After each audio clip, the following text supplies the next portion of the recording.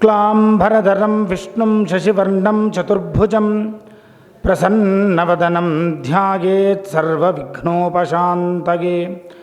అగజానన పద్మార్కం గజాననమహర్నిశం అనేకదం తం భక్తానాం ఏకదంతముపాస్మహే. శారదా శారదాం భోజవదనా వదనాంబుజే సర్వదా సర్వదాస్మాకం సన్నిధిః సన్నిధిం క్రియాత్. గురుబ్రహ్మా గురుర్విష్ణుః గురుర్దేవో మహేశ్వరః గురుః సాక్షాత్ పరం బ్రహ్మ తస్మై శ్రీగురవే నమః. సదాశివసమారంభాం వ్యాసశంకరమధ్యమాం అస్మదాచార్యపర్యంతాం వందే గురుపరంపరాం.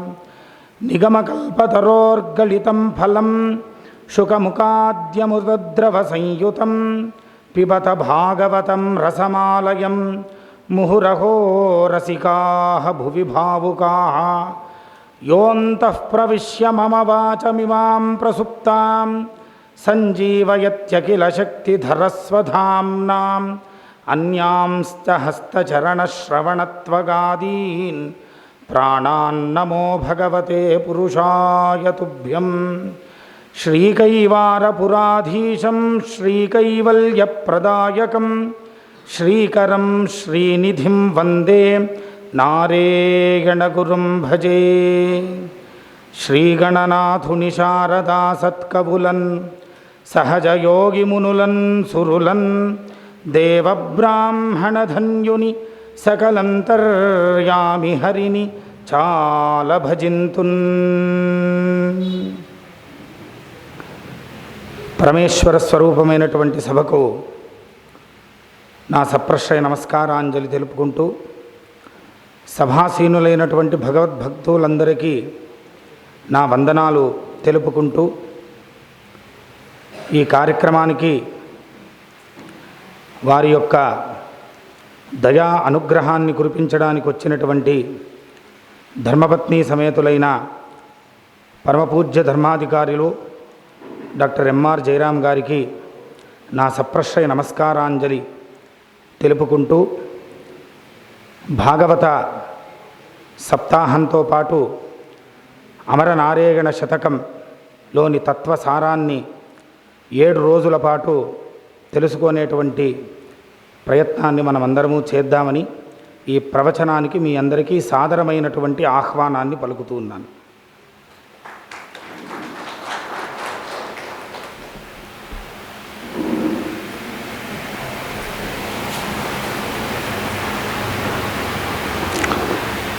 కైవారములో చింతలు జీర్చే మణి ఒకటుందయ్యా, ఆ మణి సోకిన రామనామమే మదిలో మెదలునయ్యా. ఆతని పదములు గంగాయమునలు భక్తిలో ముంచునయ్యా. ఆతడే యోగి నారాయణుడయ్య, ఆతని చూచిన తొలుగును మాయా. కైవారములో చింతలు తీర్చే మణి ఒకటుందయ్యా. ఆ కైవార క్షేత్రంలో, ఆ గర్భగుడిలో ఒక దివ్యమైన ఒక మహామణి ఉంది. అది ఎవరు వెలకట్టలేనటువంటి ఒక అపరూపమైన మణి.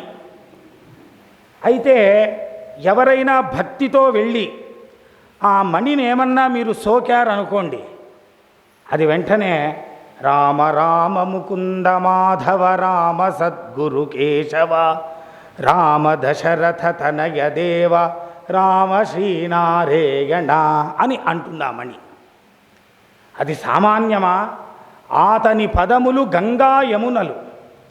తాతగారి పాదపద్మములు సాక్షాత్తు గంగా యమునలే. ఎవరైనా భక్తితో ఆ పాదముల్ని నమస్కరిస్తే వెంటనే మనల్ని పట్టుకొని భక్తి అనేటువంటి నీటిలో ముంచేస్తాడు. ఆతని పదములు గంగా యమునుల భక్తులు ముంచెనయ్యా. ఆతడే యోగి నారాయణుడయ్యా, ఆతని చూచిన తొలగును మాయ. తాతగారి దర్శనం చేసినప్పుడల్లా మనలో ఉన్నటువంటి మాయ తొలగిపోతూ ఉంటుంది. సద్గురువు యొక్క దివ్యమైన అనుగ్రహం ఏమి అంటే మాయను తొలగించడమే. మాయా మమకారం ఎక్కడ తొలుగుతుందో అక్కడ ఉన్నదే మోక్షం. కాబట్టి ఆ మోక్షానికి ఒక రూపాన్ని గనుక మనం ఏమైనా ఇచ్చి చూస్తే అది సద్గురు శ్రీ యోగి నారాయణ యతీంద్రులు అని చెప్పేటువంటి దాంట్లో మనకు ఎటువంటి సందేహం సంశయం లేదు. ఆ సన్నిధానం అంత గొప్పది. దానికి కారణం ఏమి అనంటే కలియుగ ఆరంభంలో భాగవతం ప్రారంభమైంది. వేదవ్యాసుల వారు ఆరంభించినటువంటి భాగవతాన్ని తాతగారు పరిసమాప్తి చేశారు. ఋషితో ప్రారంభమైంది, ఋషితో సమాప్తి అయింది. ఏంటి దీని లక్షణం? ఋషికి 3 లక్షణాలు ఉంటాయండి. ఆయన్ని ఋషి అని పిలుస్తాం. మొదటో లక్షణం ఏమి అనంటే ఋషి ఒక మంత్రాన్ని దర్శిస్తాడు. ఋషీణాం మంత్రదష్టారః వేదోక్త వ్రతధారిణః. ఇది యాస్కాచార్యుల వారి మాట. ఒక ఋషి అనంటే ఒక మంత్రాన్ని చూస్తాడు. ఆయన ఎక్కడ చూస్తాడు? ప్రకృతిలో దర్శిస్తాడు ఆ మంత్రాన్ని. ఆయన ఆ ప్రకృతిలో దర్శించినటువంటి మంత్రాన్ని తన అపరోక్షానుభూతిలో పెట్టుకుంటాడు ఎప్పుడు. కాబట్టి ఋషి అంటే మొట్టమొదటిది మంత్రద్రష్ట. రెండో లక్షణం ఋషికి ఏవి అనంటే ఋషి ఒక గొప్ప మహాతపస్సు చేస్తాడండి. ఆ తపస్సు ఎలా ఉంటుంది అనంటే అన్నం ఉండదు, ఆహారం ఉండదు, నిద్ర ఉండదు, ఏవి ఉండదు. శరీరము శుష్కించుకుపోయి చర్మమంతా భూమికి అంటుకుపోయి మాంసం ఉడిగిపోయి తన చుట్టూ వల్మీకములు అరణ్యములు పెరిగినా అటూ ఇటూ కదలకోకుండా కేవలం ఊపిరి మాత్రమే ఆహారంగా తీసుకొని ఒక దివ్యమైన గొప్పదైన కష్టతరమైన తపస్సు చేస్తాడు ఒక ఋషి. తద్వారా ఆయన దివ్యమైన సాక్షాత్కారాన్ని పొందుతాడు. అయితే ఋషి ఏం చేస్తాడో తెలుసా? తనను నమ్ముకొని వచ్చినటువంటి భక్తులు, శిష్యులు, ఆర్తులు ఎవరైనా నమస్కరిస్తే తాను కఠినంగా చేసినటువంటి తపస్సును సులభంగా ఇచ్చేస్తాడు. సహజయోగం అంటే అదే. ఒక ఋషి చాలా కఠినమైన తపస్సు చేస్తాడు. ఒక శిష్యుడు వచ్చేటప్పటికి దాన్ని సహజంగా సులభంగా చేతిలో ఒక చిన్న ఉసిరికాయ పెట్టుకున్నంత సులభంగా అందించేస్తాడు. ఋషి యొక్క రెండవ కర్తవ్యం అది. మూడవ కర్తవ్యం ఏమి అనంటే తాను దర్శించినది, తాను అనుభవించినది, తాను సాధన చేసినది తనలో మాత్రం పెట్టుకోక దాన్ని గ్రాంథికం చేసి తదనంతరం వచ్చే వాళ్లకు ఇచ్చి వెళ్తాడు. ఈరోజు ఋషులు మంత్రాన్ని చూసిన తర్వాత దాన్ని వ్రాయలేదనుకోండి, ఈరోజు మనం ఏం చదవగలం? తాతగారు పొందినటువంటి ఒక మహత్తరమైన దివ్యమైన అనుభవాన్ని తనలోనే పెట్టుకొని వెళ్ళిపోయి ఉంటే ఈ సాహిత్యం మనకు దొరికేదా? దొరికేది కాదు. కాబట్టి ఆయన ఏం చేశారు అనంటే మొట్టమొదటిగా ఒక మంత్ర దర్శనాన్ని చేశారు. రెండవది మహాతపస్సు చేశారు. ఘోరమైన తీవ్రమైన తపస్సు. ఇంకా అటువంటి తపస్సు కలియుగంలో ఇంకెవ్వరు చేయడానికి సాధ్యం కాదు. అంత తీవ్రమైన తపస్సు చేశారు తాతగారు. మూడోది తన అనుభవాన్ని వ్రాతపూర్వకంగా ఇచ్చి వెళ్ళారు.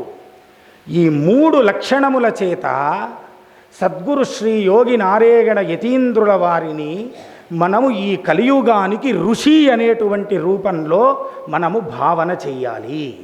ఆయన నిజమైనటువంటి ఋషి, ఆయన తత్వజ్ఞాని. ఎందుకో తెలుసా?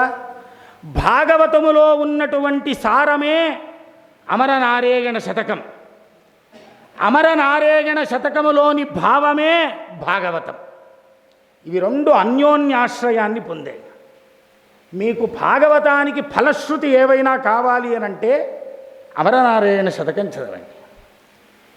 అమరనారాయణ శతకం ఏవైనా అర్థం కావాలి అంటే భాగవతం చదవండి. ఇవి 2 అన్యోన్యమైనటువంటివి. ఎందుకో? ఇది తపస్సు. యోచన చేసి రాస్తారు కొంతమంది, వాళ్ళు కవులే. చూడండి, మనకు 4 కవులు ఉన్నారండి. ఒక ఆయన ఆది కవి, ఆయన వాల్మీకి. ఇంకొక ఆయన మహాకవి, ఆయన వేదవ్యాసుల వారు. 4 వేదాల్ని విభాగం చేసి 18 పురాణాలను రాసి మహాభారమైన భారతాన్ని రాసి భాగవతాన్ని రాసిచ్చారు. మహత్వమైన గ్రంథాన్ని ఇచ్చాడు కాబట్టి ఆయన మహారుషి. మూడో కవి ఉన్నాడు, ఆయన సహజ కవి, ఆయనే పోతనామాత్యుడు. సహజమైన పాండిత్యంతో తన ఆర్ద్ర భావాన్ని వ్యక్తపరిచాడు భాగవతంలో, కాబట్టి సహజ కవి. ఆది కవి వాల్మీకి, మహాకవి వేదవ్యాసులు, సహజ కవి పోతనామాత్యులు, వరకవి తాతగారు. నలుగురే.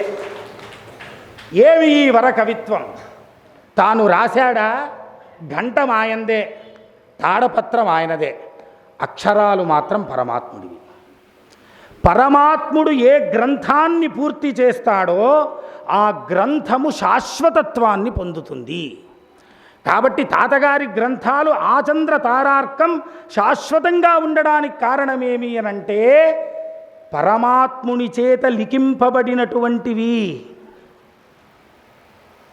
అందుకనే చూడండి, భాగవతానికి ఋషి వేదవ్యాసులు వారు.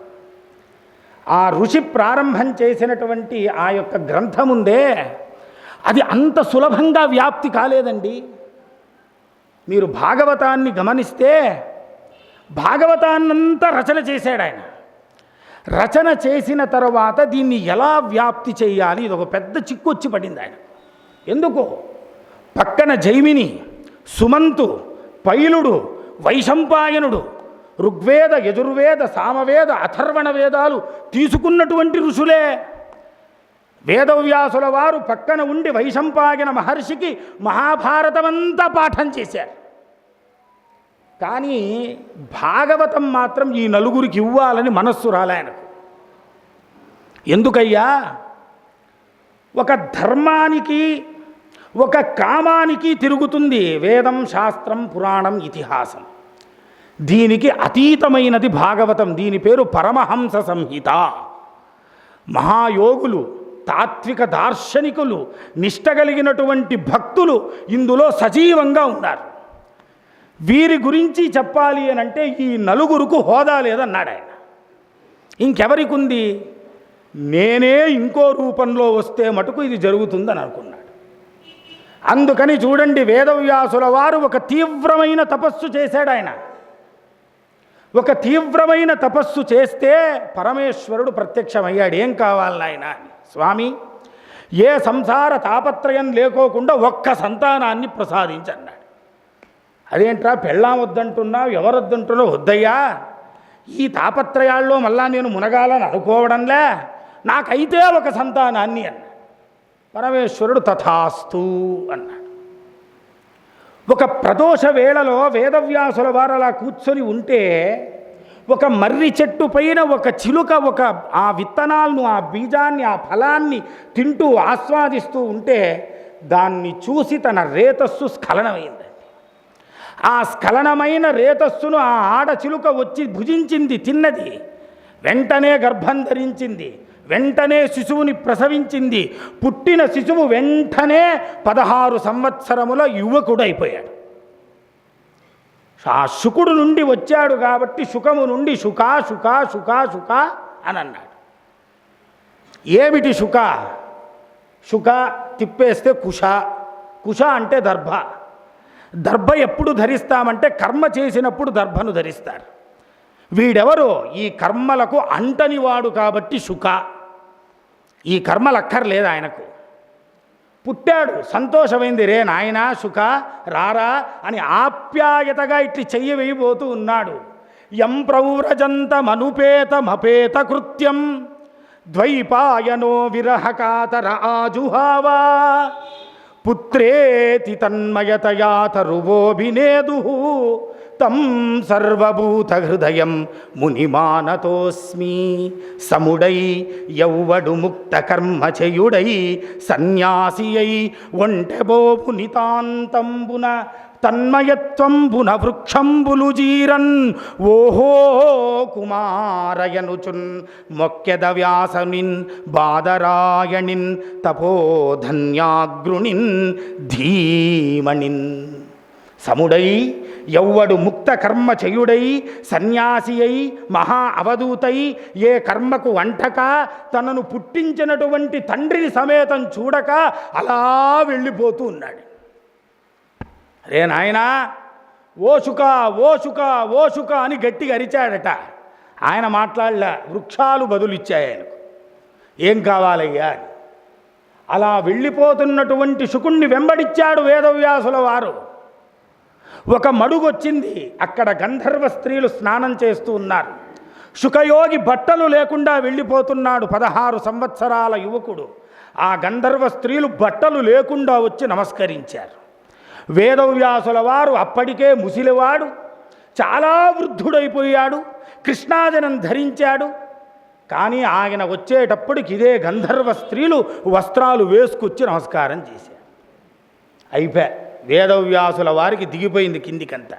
ఇదేంటయ్యా, 16 సంవత్సరాల యువకుడు వస్త్రములు లేకుండా వెళ్ళితే మీరు వెళ్ళి నమస్కరించారు, నేను వృద్ధుణ్ణి, అంతా ఉడిగిపోయిన వాణ్ణి, కామ వికారములు లేనివాణ్ణి, నేనొస్తే వస్త్రాలు కట్టుకున్నారు, ఏంటిది అన్నారు. నాయనా, నీకు శుకుడికి ఇదే తేడా. ఆయనకు వస్త్రములే కాదు, మానవమానములు లేవు, స్త్రీ పురుష సంబంధం లేదు, ఏ లింగానికి ఆయన అంటుకోడు, సర్వమునకు అతీతమైనటువంటి అతతీత్యాత్మ అవధూత స్థితిలో వెళ్ళిపోతున్నాడయ్యా. కామ వికారాలు లేని వాణ్ణి ఎలా నమస్కరిస్తే ఏంటి? అయితే నువ్వు ఇంత వేద విభాగం చేసి, 18 పురాణములు రాసి, మహాభారతం కూడా రాసి, నీలో ఇంకా ఈ కామ వికారం పోలేదయ్యా, వస్త్రములు ఇంకా కట్టుకొని తిరుగుతూ ఉన్నాయి ఓ వేదవ్యాస. అందుకని నీకు ఆ మానవమానముల తత్వం తెలుసు కాబట్టి నీకు అలా నమస్కరించాం.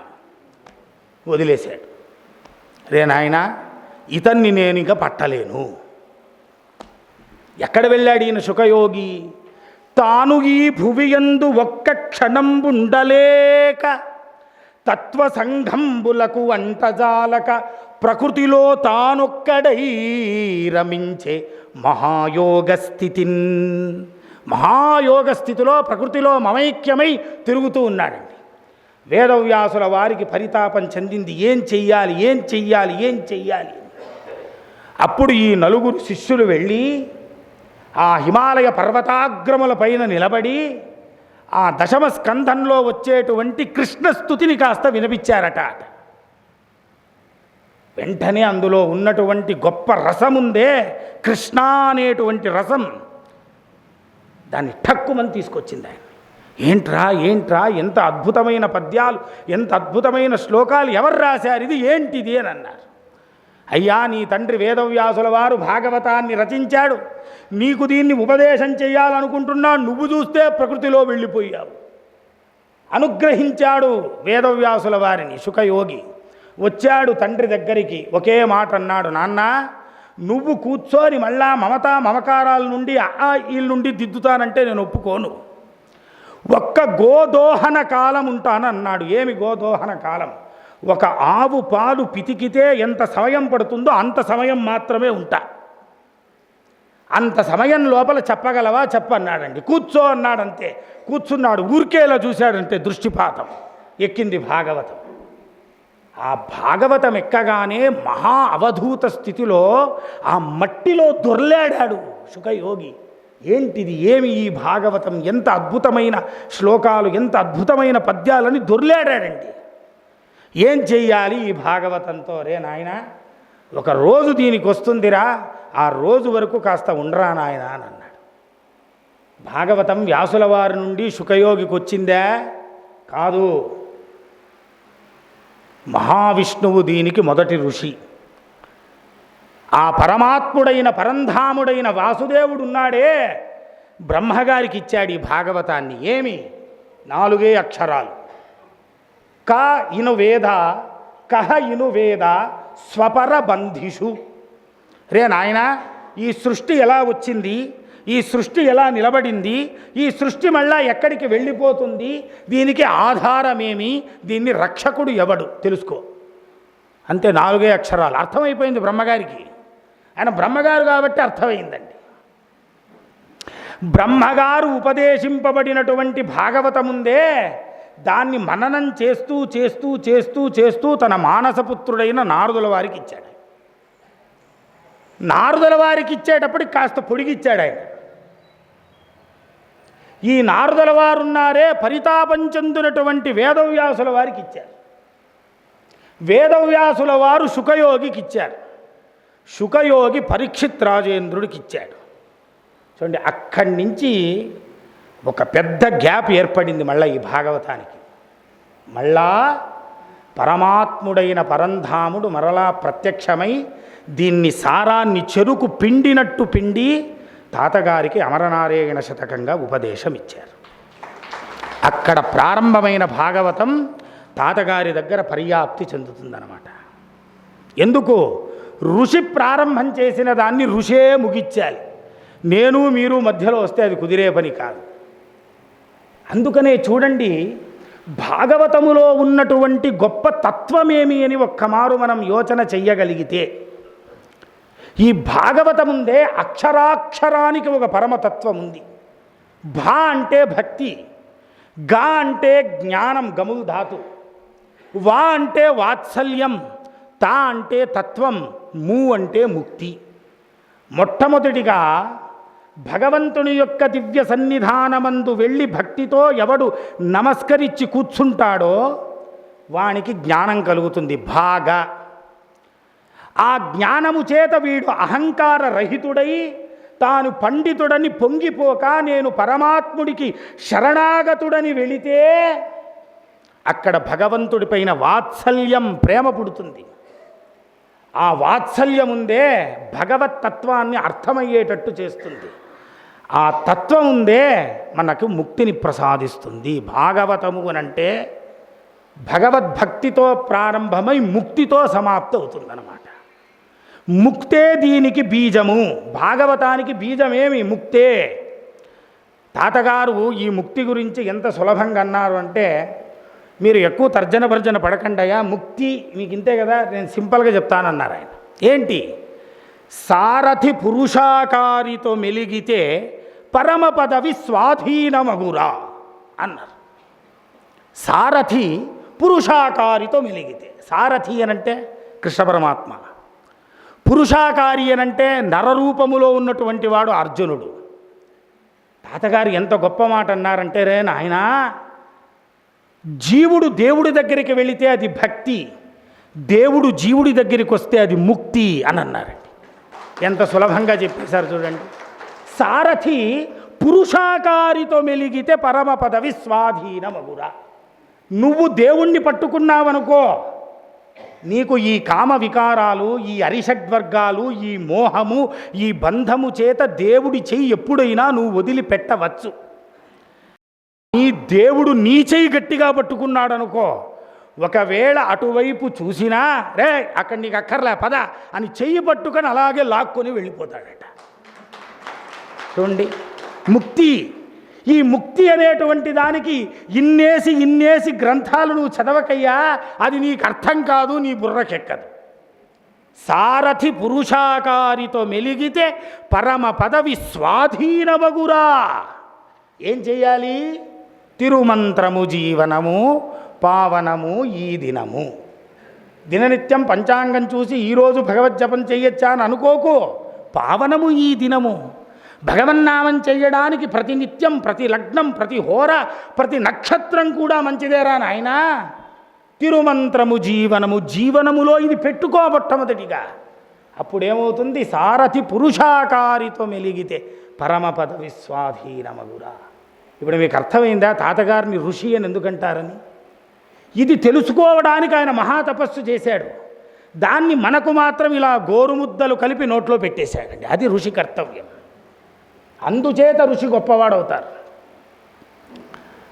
అందుకనే చూడండి, ఈ భాగవత తత్వం ఉందే, ఈ భాగవత తత్వాన్ని తాతగారు ఎంత జీర్ణం చేసుకున్నారు అనంటే, అమర నారాయణ శతకంలో అడుగడుగున ప్రతి భావము యందు దాన్ని తనదైనటువంటి శైలిలో వ్యక్తపరుస్తారు తాతగారు.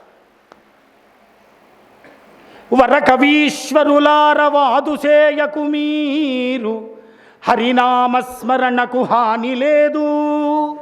అక్షరంబులకెల్ల ఆధారమైన దివ్యాక్షరము తెలిసిన ధీరాత్ములు మీరు.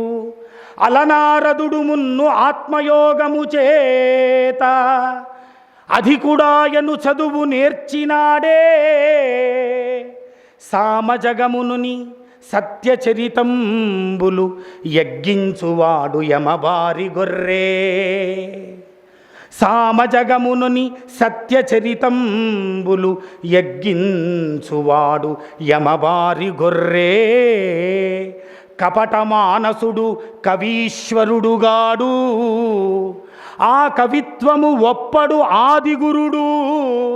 అమర నారేగణ అచ్యుత హరి ముకుంద కలుష సంహార కైవర పురవిహార.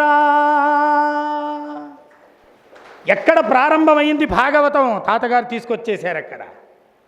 వర కవీశ్వరులార వాదు చేయకు మీరు. తాతగారి దగ్గర నిరంతరం అనవంతరం ఆ భక్తులు ఎట్లా తపస్సును సాధించేవారు ఆయన దగ్గర అనంటే, ఎవరైనా తపస్సుకు గురి భగవంతుణ్ణి పెట్టుకుంటారు. తాతగారి దగ్గర గురి తాతగారే. వాదు చేయకు మీరు, వాదులాడకండయ్యా, వాదులు చెయ్యకండి. హరినామస్మరణకు హాని లేదు. భగవంతుని నామస్మరణకు ఎన్నటికీ హాని లేదు. నువ్వు అనుకోవచ్చు కలి ప్రభావం చాలా పెద్దదయ్యింది, తీవ్రమయ్యింది, ఇంకొకటి అయ్యింది, మరొకటి అయ్యింది అని. ఒక పరమ గురు స్వరూపం ఈ భూమిపైన నడియాడి మరలా దాన్ని పునరుద్ధరణ చేస్తుంది. ఎలా?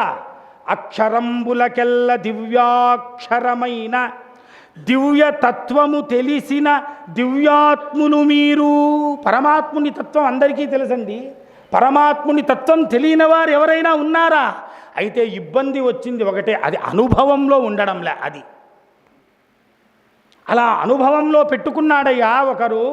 అలనారదుడు మున్ను ఆత్మయోగము చేత అధికుడాయను చదువు నేర్చినాడే.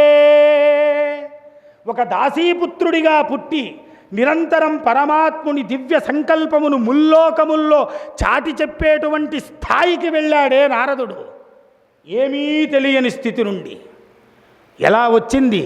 సామజగమునుని సత్యచరితంబులు యగ్గించువాడు యమబారి గొర్రె. ఒక గొర్రెను బాగా సాకుతాడు ఒక కసాయివాడు. దానికి మంచి ఆహారం పెట్టి, ద్రాక్షలు పెట్టి, అవి పెట్టి, ఇవి పెట్టి సాకుతాడు. ఈ గొర్రె అనుకుంటుందట, నా యజమాని ఎంత గొప్పవాడరా, నా ఆకలిని చూస్తూ ప్రతిరోజు ఇంత ఆహారం పెడుతున్నాడని. ఈ యజమాని అనుకుంటాడు, దీనికి ఇంకా బాగా ఆహారం పెడితే లోపల మాంసం గీంసం బాగా తూకం వస్తుందిరా, దీన్ని కొడితే మంచి డబ్బు వస్తుందని వీడు అనుకుంటాడు. ఈ కసాయి వాడున్నాడే, వాడే యమధర్మరాజు. ఆ యమధర్మరాజు ప్రతిరోజు మన కర్మను మన చేతే తినిపిస్తూ పోషణ చేస్తూ ఉన్నాడు. మనమందరం ఇదే చాలా సంతోషమని చూడండి ఆ యమునికి దగ్గర పోతూ ఉంటాం. గొర్రె ఒకటి వెళ్తే దాని వెనకాతలు అనేకమైన గొర్రెలు దాన్ని అనుసరిస్తాయి. ప్రపంచంలో అజ్ఞానమర్థమైనంత సులభంగా జ్ఞానమర్థం కాదు. అజ్ఞానం కూడా జ్ఞానంలాగా కనబడుతుంది, అది ఇబ్బంది, మాయా. యగ్గించువాడు యమబారి గొర్రె. అంతేనా? కపట మానసుడు కవీశ్వరుడుగాడు. ఒక్కొక్క మాటలో హెచ్చరికిస్తారండి తాతగారు. అర్థం చేసుకుంటే బుర్ర బద్దలైపోతుంది వెంటనే. కపట మానసుడు కవీశ్వరుడుగాడు. ఊరికే శాలువా కప్పుకొని బాగా భస్మం ధరించి 2 రుద్రాక్షలు వేసుకొని వచ్చి కూర్చొని కవి నేను పండితుడినంటే వాడు పండితుడు అయిపోతాడా? పండితా సమదర్శిన, సమత్వమే సనాతన ధర్మం. అన్ని ప్రాణుల యందు సమత్వాన్ని చూడగలిగినటువంటి బుద్ధి కలిగిన వాడు ఎవడుంటాడో వాడు పండితుడైతాడు ఎప్పటికీ. అందరూ పండితులు కాలేరు. తాతగారు అదే అన్నారు, కపట మానసులు కవీశ్వరులు గారు. లోపల కపటం పెట్టుకొని బయట కూర్చున్నవాడందరూ కూడా కవి కాదయ్యా. అట్టి కవిత్వము ఒప్పడు ఆదిగురుడు. ఆ కవిత్వాన్ని పరమాత్ముడు ఎన్నటికీ ఒప్పుకోడు, దాన్ని స్వీకరించడు కాదు కదా, దాన్ని లోకములో వ్యాప్తి లేకుండా చూసుకుంటాడు. అమర నారేగణ అచ్యుత హరి ముకుంద కలుష సంహార కైవర పురవిహారా. అలనారదుడు మున్ను ఆత్మయోగము చేత అధికుడాయను చదువు నేర్చినాడే.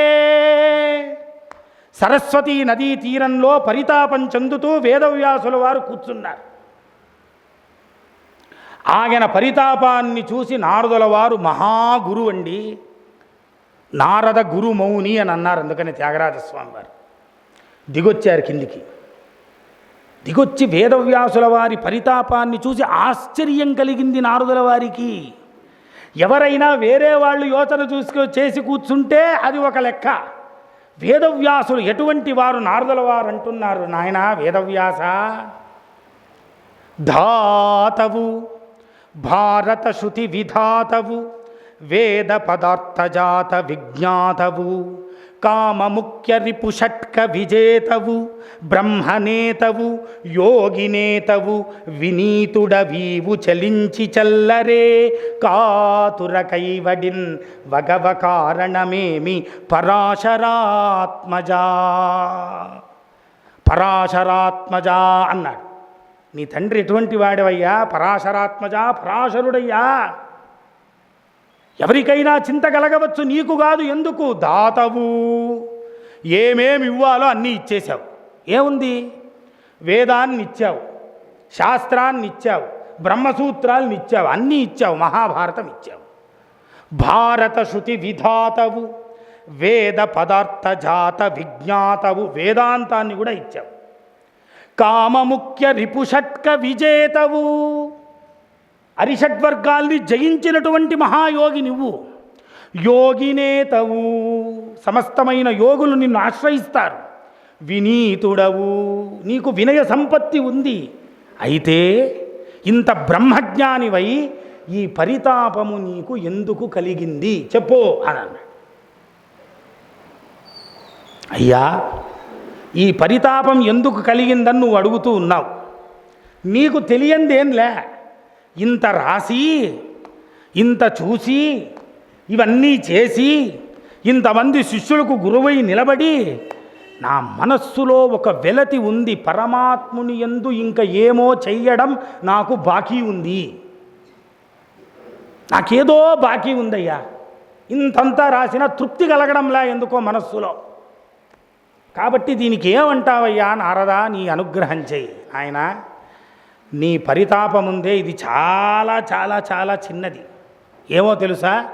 నీ పరితాపానికి కారణం నేను చెప్తా విను.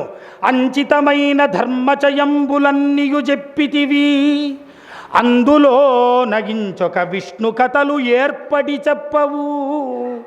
ధర్మంబుల్ ప్రపంచిన మెచ్చునే జగములన్ నీకు నీవు తోచినంత హరికథలు ఏర్పడి చెప్పు పరాశరాత్మజా. ధర్మం చెప్పావు, అర్థం చెప్పావు, కామం చెప్పావు, మోక్షానికి కూడా వ్యాఖ్యానం రాశావు. అయితే హరికథ సుధా రసముందే, ఆ పరమాత్ముని దివ్య తత్వ లీలా ఆవేశ ఆ అనుభూతి ఉందే, అది చెప్పలే. భారతంలో చెప్పలేదా? చెప్పావయ్యా. అయితే పాండవుల్ని అనుగ్రహిస్తూ కౌరవుల్ని శిక్షిస్తున్నటువంటి కృష్ణ పరమాత్మ గురించి రాశావు. హరివంశంలో చెప్పలేదా? చెప్పావు. అనేకమైనటువంటి తత్వ సంఘముల మధ్యలో చెప్పావు. అయితే వీటికి స్వతంత్రంగా పరమాత్ముడు దాల్చినటువంటి మహావతార దివ్య లీలా విభూతి ఉందే, అది చెప్పలే. అదొకటే కాదు, పరమాత్ముని ద్వారా అనుగ్రహం పొంది పరమాత్ముడు వాళ్లకు వశవర్తి అయిపోయాడే భాగవతోత్తముల చరిత్ర. వాళ్ళ చరిత్ర చెప్పలేదయ్యా. దీన్ని వ్రాసే ప్రయత్నం చెయ్యి. నీ బ్రతుకు ఎలా ఉంటుందో తెలుసా? హరినామస్తుతి సేయుకావ్యము, సువర్ణాంబోజ హంసావళీ సురచిభ్రాజితమైన మానస సరస్ఫూర్తిన్ వెలుంగొందు. శ్రీహరినామస్తుతి లేని కావ్యము విచిత్ర అర్థాన్వితంబయ్యు శ్రీకరమయ్యుండదయోగ్య దుర్మలినవత్ కాకోల గర్తాకృతిన్. హరినామస్తుతి చేత ఒక కావ్యం రాస్తే ఎలా ఉంటుందో తెలుసా? ఒక కాకి ఒక మానస సరోవరంలో దూరితే రాజహంస అయిపోతుందయ్యా. రాజహంసలాగా ఉంటుంది హరినామస్తుతి వేస్తే. హరినామస్తుతి లేని కావ్యము ఎట్లా ఉంటుందో తెలుసా? పిండములు పారేసిన చోట కాకులు వచ్చి కావు కావుమని అరుస్తూ కరుస్తూ ఉంటాయే, అలా చాలా దుర్మలినంగా ఉంటుంది.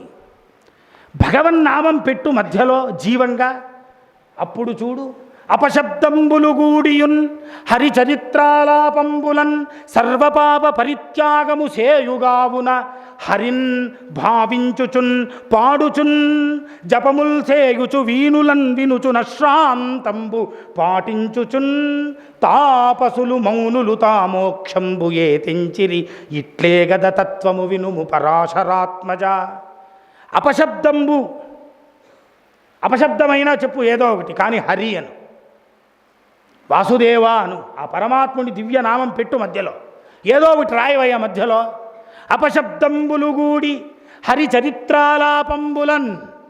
ఈ ఒక్క పద్యం కనుక మీరు నిష్టగా ఏదైనా అర్థం చేసుకోగలిగితే తాతగారు నారాయణ అని ఎందుకన్నారని కూడా అర్థమైపోతుంది. కీలకముంది. మనం అనుకుంటాం ఏదో కొత్తగా చెప్పారని, కొత్తగా చెప్పలే, పాతదాన్ని ఫిల్లింగ్ ద బ్లాంక్స్ చేశారు తాతగారు. అది ఎలా చేశారో చూద్దాం మనం. అపశబ్దంబులు గూడియున్ హరిచరిత్రాలాపంబులు సర్వచంగ సర్వపాప పరిత్యాగము సేయుగావున.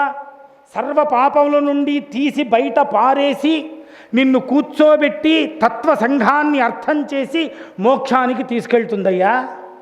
ఇలాగే ఇంతకు మునుపు తపస్సులు, యోగులు, సిద్ధులు, సాధ్యులందరూ ఇలాగే వెళ్ళారు. నువ్వు ఇంకా ఈ ధర్మమని, అర్థమని, కామమని ఏవేవో దీని మధ్యలో తిరుగుతూ ఉన్నావు. సర్వధర్మాన్ పరిత్యజ్య మామేకం శరణం వ్రజ అహం త్వాం సర్వ పాపేభ్యః మోక్షయిష్యామి మాసుచ. మాసుచ డౌటే వద్దు నీకు మోక్షం ఇవ్వడంలో. ఎలా? సర్వధర్మాన్ పరిత్యజ్య. ఇందాక ధర్మాధికారి గారు అన్నారు సమస్తమైన జాతులు, సమస్తమైన వర్ణములు, సమస్తమైన దోషములన్నీ తీసి పక్కన పెట్టి ఎవడైతే పరమాత్ముని యందు మాత్రం అభిరతి కలిగి ఉంటాడో, ఆ ప్రేమ, వాడికి ఇస్తాడట పరమాత్ముడు మోక్షం. అలా కూర్చోగలమా? ఆచమనము నుండి పైకి లేచేంత వరకు 100 అనుమానాలతో పూజ సాగుతూ ఉంటే పరమాత్ముడు ఎక్కడొస్తాడండి? అందుకనే చూడండి, తాతగారు అంచలంచులుగా ఒక భక్తునికి ఏం కావాలో ఇచ్చుకుంటూ వచ్చారు. మొదటోది, నువ్వు చాలా చిన్న స్థితిలో ఉన్నావు, పాటలు పాడుకో. అందులో యోగం పెట్టారు తాతగారు. అవి ఊరికే అనుకుంటూ ఉండు. బ్రహ్మము నీవేరా, జీవ బ్రహ్మము నీవేరా, గురునకు సురు సద్గురు గురు తిరిగితే బ్రహ్మము నీవేరా అని అనుకుంటూ ఉండు. కొద్ది రోజులు పాడుకుంటూ ఉండు, భజన చెయ్యి. యోగసార తత్వ కీర్తనములు పెట్టారు తాతగారు.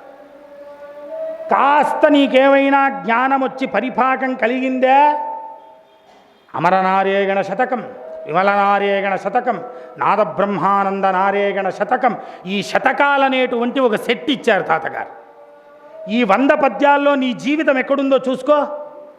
ఇక్కడి నుండి నువ్వు ఎలా ముందుకు వెళ్ళాలో దానికి ఒక బాట వేసుకో. శతకాలు ఒక సెట్ అన్నమాట. ఇంకా నీ కాస్త ఒక జ్ఞానం వచ్చింది, కాలజ్ఞానం రాశారు. కాలం అంటే ఏమి, దాని పరిపక్వత ఏమి, దాని యొక్క తత్వం ఏమి, దాని యొక్క నిష్ఠ ఏమి, దాని యొక్క ప్రఫుల్లత ఏమి, కాలం అంటే ఏమి, కాలజ్ఞానంలో తాతగారు ఇచ్చేశారు. ఇంకాస్త జ్ఞానం కలిగింది నీకు, ఇంకా కాస్త ముందుకు వెళ్ళాలనుకుంటున్నావు. శ్రీకృష్ణ యోగామృత చరిత తత్వసారం ఉంది, అది పట్టుకో. అది పట్టుకున్నావా, నీకు లోపల ఉన్నటువంటి అంతరంగములో పేరుకుపోయిన అనేక జన్మల పాపములు తొలగిపోయి పరమాత్మునిపైన అరవరతమైన భక్తి వచ్చి తద్వారా ముక్తినిస్తుంది శ్రీకృష్ణ చరితామృత యోగసారం. అది పట్టుకో. ఇవన్నీ చేసుకుంటూ కాలహరణం చెయ్యాలా? ఆత్మ గురించి తెలుసుకోవాలా?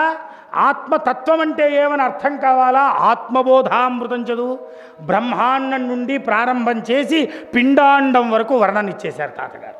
సృష్టి, స్థితి, లయం, అనుగ్రహం, సంకల్పం, ఈ యొక్క చక్రం ఉందే, ఈ చక్రాన్ని ఆత్మబోధలో ఇచ్చారు. అలా కాదండి, చాలా ఇబ్బంది పడిపోతూ ఉన్నా, నాకు ఆ ఏకాంతం కావాలి, నాకెందుకో ఈ బాహ్య ప్రపంచం ఇష్టం కావడం లేదని మీరు అనుకుంటూ ఉన్నారా? ఒక పక్క కూర్చొని శ్రీ వెంకటాచల నివాస వేదాంత వేద్య పురాణ పురుషోత్తమ పుండరీకాక్షాని ఆ పరమాత్ముని యొక్క నామముల చేత నీ మనస్సులోనే ఆత్మపూజాన్వయం చేసుకో.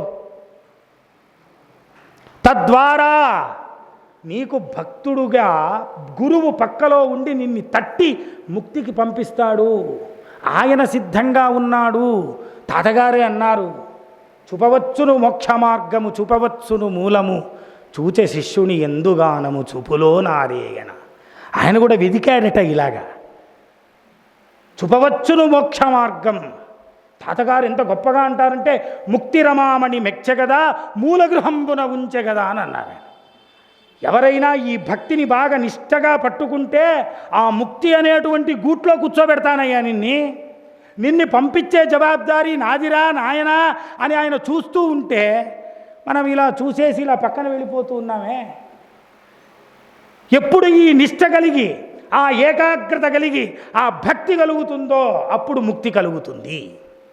చూడండి, వేదవ్యాసుల వారికి నారదుల వారి ఈ మాట చెప్పి, నాయనా పూర్వము నేను దాసీపుత్రున్నై పుట్టాను. ఆ దాసీపుత్రున్నై పుట్టినప్పుడు మా అమ్మ సద్బ్రాహ్మణుల యొక్క ఇంట్లో వంట చేస్తూ ఊడిగం చేస్తూ ఉండేది. ఒకరోజు అకస్మాత్తుగా అక్కడికి హిమాలయ పర్వతాల నుండి చాతుర్మాస్య వ్రతమును చేయడానికి కొంతమంది మహాపురుషులు అక్కడికి వచ్చారు. 4 నెలలు అక్కడే ఉన్నారు చాతుర్మాస్యం చేస్తూ. ఈ కుమారుడున్నాడే చిన్నవాడు, అమ్మ పిలిచి చెప్పింది, రే నాయన, ఇటువంటి మహనీయులు సద్గురువులు యోగులు మరలా దొరకరు. ఈ 4 నెలలుందే సర్వ కార్యములకు స్వస్తి చెప్పి వారి సేవ చేయరా. ఎంతండి వయస్సు ఈ పిల్లవాడికి? 5 సంవత్సరాలు. ఏం సేవ చేశాడు 5 సంవత్సరాలు? వారుల్ కృష్ణ చరితంబుల్ లీలాపనిందముతోడ పాడగన్ భజన సేయగ నాట్యంబులాడగ వీచికల్ చూడగ ఆనంద పారవశ్యంబునం తన్మయత్వము చందగా వారి పాద రజమును శిరసున ధరించి వారి ఊడిగంబు అనవరతంబు చేచితి నిశ్చల భక్తితోడగన్. వారున్నారే కృష్ణ చరితామృతములు చెప్పుకుంటూ ఆనందంగా చిందులు వేసేవారట, జపం చేసేవారట, పరమాత్ముని గూర్చి మాట్లాడేవారట. వాళ్ళు ఎక్కడెక్కడ తిరుగుతూ ఉంటారో ఆ పరమపురుషుల యొక్క పాద రజస్సును నెత్తి మీద పెట్టుకొని వాళ్ళ బట్టలుడికి వాళ్లకు ఊడిగం చేసి వాళ్లకు కావలసినవన్నీ ఇస్తూ సేవ చేస్తూ ఉన్నాడట. సేవ, గురు సేవ ఉందే, అది ఏమిస్తుందని మీకు చెప్పలేం. మోక్షానికన్నా ఇంకా పెద్దది ఏదైనా ఉంటే ఇచ్చేస్తుంది అది. ఎందుకు?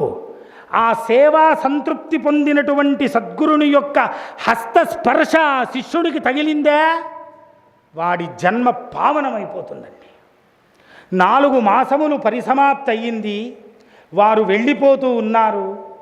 వచ్చారు, రే నాయన, ఈ 4 మాసములు ఇంత చిన్న పిల్లవాడివైనా నువ్వు ఇంత మహద్భాగ్యంగా ఈ యొక్క సేవ చేశావు కాబట్టి నీకేదో ఇవ్వాలనుకుంటూ ఉన్నాం, ఏం కావాలన్నారు. స్వామి, మీ సేవా అనురక్తి తప్ప ఇంకొకటి నాకు అక్కర్లే, మీ అనుగ్రహం మాత్రం కావాలి, ఇంకొకటి నాకు అవసరం లేదన్నారు.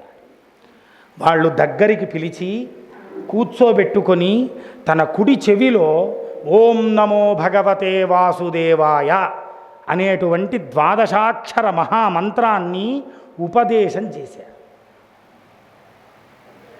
5 సంవత్సరముల పిల్లవానికి 12 మహామంత్రం చెవులో పెడితే ఏం చేస్తాడండి పాపం? అడిగాడు, స్వామి ఏం చెయ్యాలి అని అన్నాడు. అనుకో, ప్రతిరోజు అనుకో. ఎలా? నాకేం తెలీదే, నేను ఎప్పుడూ ఎరగని వాణ్ణే, ఇది నాకు కొత్తే, మీరు చాతుర్మాస్యం ముగించుకొని వెళ్ళిపోతున్నారు, నాకు మార్గదర్శనం ఎవరు? మనకు ఏ అనుమానాలు వస్తాయో అనుమానాలన్నీ నారద మహర్షుల వారికి తన పూర్వజన్మలో వచ్చేసింది. తాతగారు దీనికోసరమే అన్నారు, తెలియకుండిన మేలు తెలిసితే మరి మేలు, తెలిసి తెలియని వాడు పశువు బోలు, శ్రీగురుని శుశ్రూష సేగనేరని వాడు పంట చేలులోని ప్రతిమ సమము, భాగవతుల చూసి భక్తి సేయనివాడు ఆత్మయోగం బెట్లు నభ్యసించు. తన్ను పోషించిన తల్లి నెరుగనివాడు గురుబాంధవులు నెట్ల గురుతెరుంగు. దుర్జనులు వీరు వీరిదరి చేరరాదు. మూఢభక్తిన శీఘ్రముగా ముక్తిగనుము. అమరనారేయణాచ్యుత హరి ముకుంద కలుష సంహార కైవరపుర విహార. తెలియకుండిన మేలు, ఏం తెలీదా, ఏం ఇబ్బందిలే, వదిలే.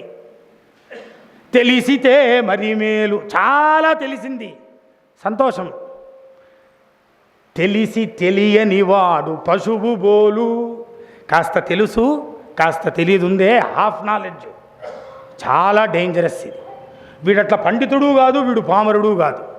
నువ్వు చెప్పింది ఒప్పుకోడు, వాడేం చేయడు. నువ్వు చెప్పిన దానికి వితండవాదం చేస్తాడే తప్ప అంగీకారం చేయడు. వాడికేమైనా తెలుసో వాడికేం తెలియదు. తాతగారు అన్నాడు, వాడు ఎవడరా అంటే పశువు బోలు. ఒక పశువు ఏదో కుక్క వచ్చింది అనుకోండి, దాన్ని ఏం చేస్తాం, వీధి కుక్కని హే అని వెంటనే తరుగుతాం. వాడు అటువంటి పశువుతో సమానం. శ్రీగురుని శుశ్రూష సేయనేరనివాడు పంట చేలులోని ప్రతిమ సమం.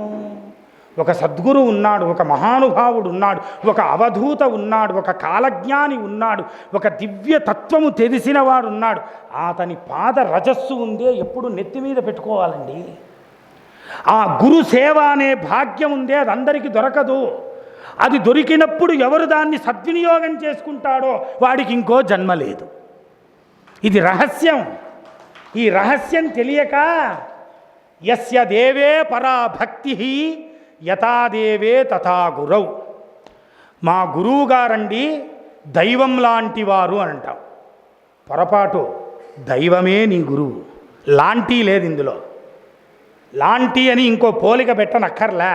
ఉపనిషత్తు వాక్యం యస్య దేవే పరాభక్తి యథాదేవే తథా గురౌ. పరమాత్ముడే గురువు, గురువే పరమాత్ముడు. సహస్రశీరుషా పురుష సహస్రాక్ష సహస్రపాద్. 1000 చేతులతో, 1000 బాహువులతో, 1000 ముఖములతో, 1000 కాళ్లతో ఎదురుగుండా వచ్చాడనుకోండి. విశ్వరూపములో అర్జునుడే హలిడిపోయాడు. మన కథ ఏంటి? కాబట్టి చూడండి, అటువంటి పరమాత్ముడు చాలా సులభంగా ప్రసన్నమవ్వడానికి సద్గురు రూపంలో మన ఎదురుగుండా వస్తాడు. ఆ గురువు ఉన్నాడే పట్టుకోవడం కష్టం. సద్గురువుల్ని పట్టుకోవచ్చు, సద్గురువుల్ని పట్టుకోలేము. ఎందుకో, నీ కన్నులకు చూసే ఇంపుగా గురువు ఉండడు. వ్యతిరిక్త భావనలో ఉంటాడు. నువ్వు కుడివైపు వెళ్తే ఆయన ఎడం వైపుకు వెళ్తాడు. కూర్చుంటానయ్యా అంటే ఆయన లేచిపోతాడు. ఆయనకి ప్రకృతితో సంబంధం ఉండదు. భూమికి ఎత్తుడు పైన ఉంటాడు. నిరంతరం అవధూత స్థితిలో ఆత్మానందానుభవం పొందుతూ ఉంటారు. అటువంటి పరమపావనమైన గురువుల యొక్క పాద స్పర్శ ఉందే, వాళ్ళు జీవంతంగా ఉన్నా, వాళ్ళు సమాధి స్థితులైనా, వాళ్ళు కల్పాంతం వరకు ఉంటారు. వాళ్ళ యోగం ఉందే కల్పాంత స్థితి వరకు తీసుకెళ్తుంది. అటువంటి గురువు యొక్క సేవ చెయ్యని వాడున్నాడే, పంట చేలుల్లో కోతులు కుక్కలు రాకూడదని ఒక దిష్టిబొమ్మ పెడతాం. ఆ దిష్టిబొమ్మ ఎంతో వీడు అంతే. గురుసేవ చేయని వాడు బొమ్మ కన్నా హీనాయం. తన తల్లిదండ్రులను గౌరవించినటువంటి వాడు ఆత్మతత్వాన్ని, ఆత్మయోగాన్ని ఎలా అభ్యసిస్తారు? తాతగారు అన్నారు, దుర్జనులు వీరు, వీళ్ళు చాలా దుర్జనులు నాయనా, వాళ్ళ జోలికి నువ్వు వెళ్ళవద్దు. మూఢభక్తినవు శీఘ్రముగా ముక్తి కొనము. వీళ్ళేదో ఉపదేశం చేస్తారని, వాళ్ళు ఆన్లైన్లో ఉపదేశం ఇస్తారని, ఆఫ్లైన్లో ఉపదేశం ఇస్తారని, అది అని ఇది అని డ్యాన్సులని ఇవన్నీ ఉన్నాయే, ఇవన్నీ పట్టుకోకురా నాయనా. వీళ్ళంతా పంట చేలులో ప్రతిమ సమము. దాని బదులు ఏం చేస్తావో తెలుసా? మూఢభక్తి, మూఢంగా ప్రవర్తించు. పరమాత్ముడి స్వామి నాకేమీ తెలియదయ్యా, నాకు పూజ చేయడం తెలియదు, నీ ప్రార్థన చేయడం తెలియదు, ఏం చేయడం తెలియదు. నాకు సద్గురువుల యొక్క చరణారవిందముల యందు అనవరతమైన భక్తి ఉంది.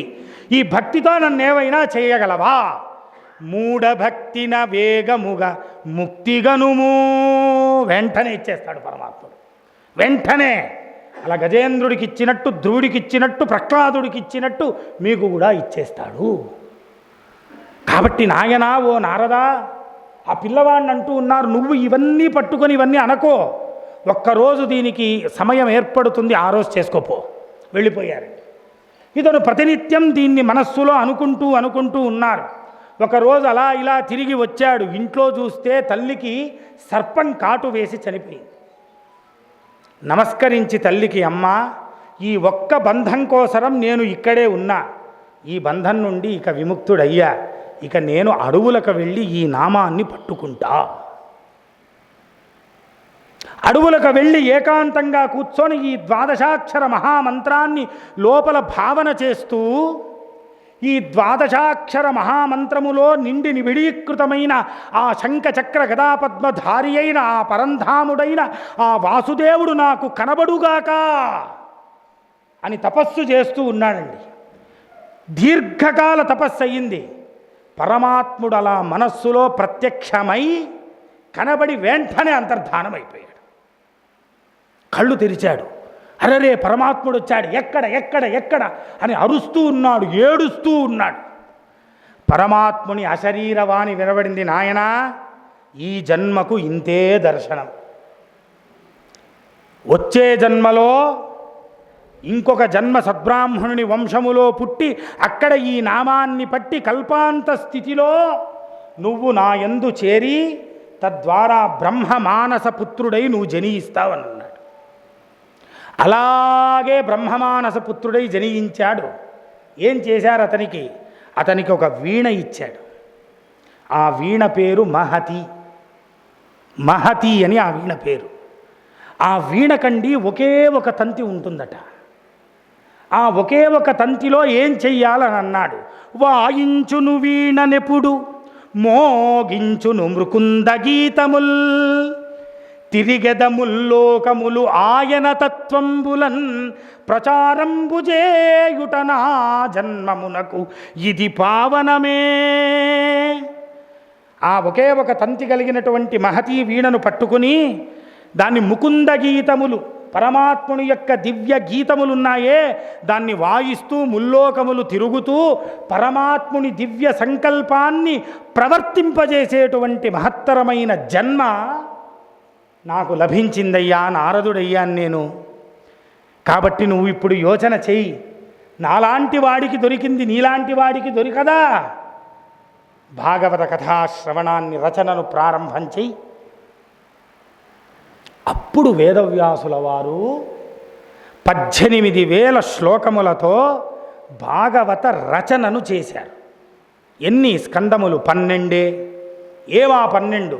ఓం నమో భగవతే వాసుదేవాయ, తమాదిదేవం కరుణానిధానం, తమాలవర్ణం సుహితావతారం, అనంత సంసార సముద్రసేతు భజామహే భాగవత స్వరూపం. ఇంకా అరక్షణంలో శ్రీకృష్ణ పరమాత్మన తన దేహాన్ని వదులుతాననగా ఉద్ధవుడు ఏడ్చుకుంటూ వచ్చాడు. పరమాత్మ, నీ దివ్యమైన దేహం వెళ్ళిపోతే నేనేం చెయ్యాలి? ఇంకా నాకు దిక్కెవరు అని అన్నాడు. రే నాయనా, ఈ దేహం పోతుంది, అయితే ఈ జీవముందే భాగవత స్వరూపంగా ప్రపంచములో నిండి నిబిడీకృతమై ఉంటుంది. ఎక్కడ ఎక్కడ భాగవత కథాశ్రవణం జరుగుతుందో అక్కడక్కడ నేను జీవంతంగా ఉంటాను అని ఉద్ధవుడికి మాట ఇచ్చాడు శ్రీకృష్ణ పరమాత్మ భాగవతంలో. అందుకనే చూడండి, ఏమి ఈ భాగవతం. పరమాత్ముని దివ్య దేహాన్ని మనం చూస్తే మృదుల శ్రీపాదయుగళి మొదటి 2 స్కందములు, ఈడిత మహితోరు యుగము 3-4 స్కందములు, విధిని గన్న విమల కమల నాభిగదా పంచమము, శ్రీలక్ష్మీ స్థిరవాసము హృదయమదే షష్ఠము, అటు ఇటు చటు బలభుజములు 7వది 8వది, శంఖునకు రూపము వైకుంఠు రూపమే 9, కస్తూరీ తిలకము గల నిస్థుల మగుపాలము, స్కందము 11 సర్వసంహితార్థము, సహస్రారసారమైన ఆ సహస్ర శీర్షము, అదే 12 స్కందము సకల ముక్తిదాయకము.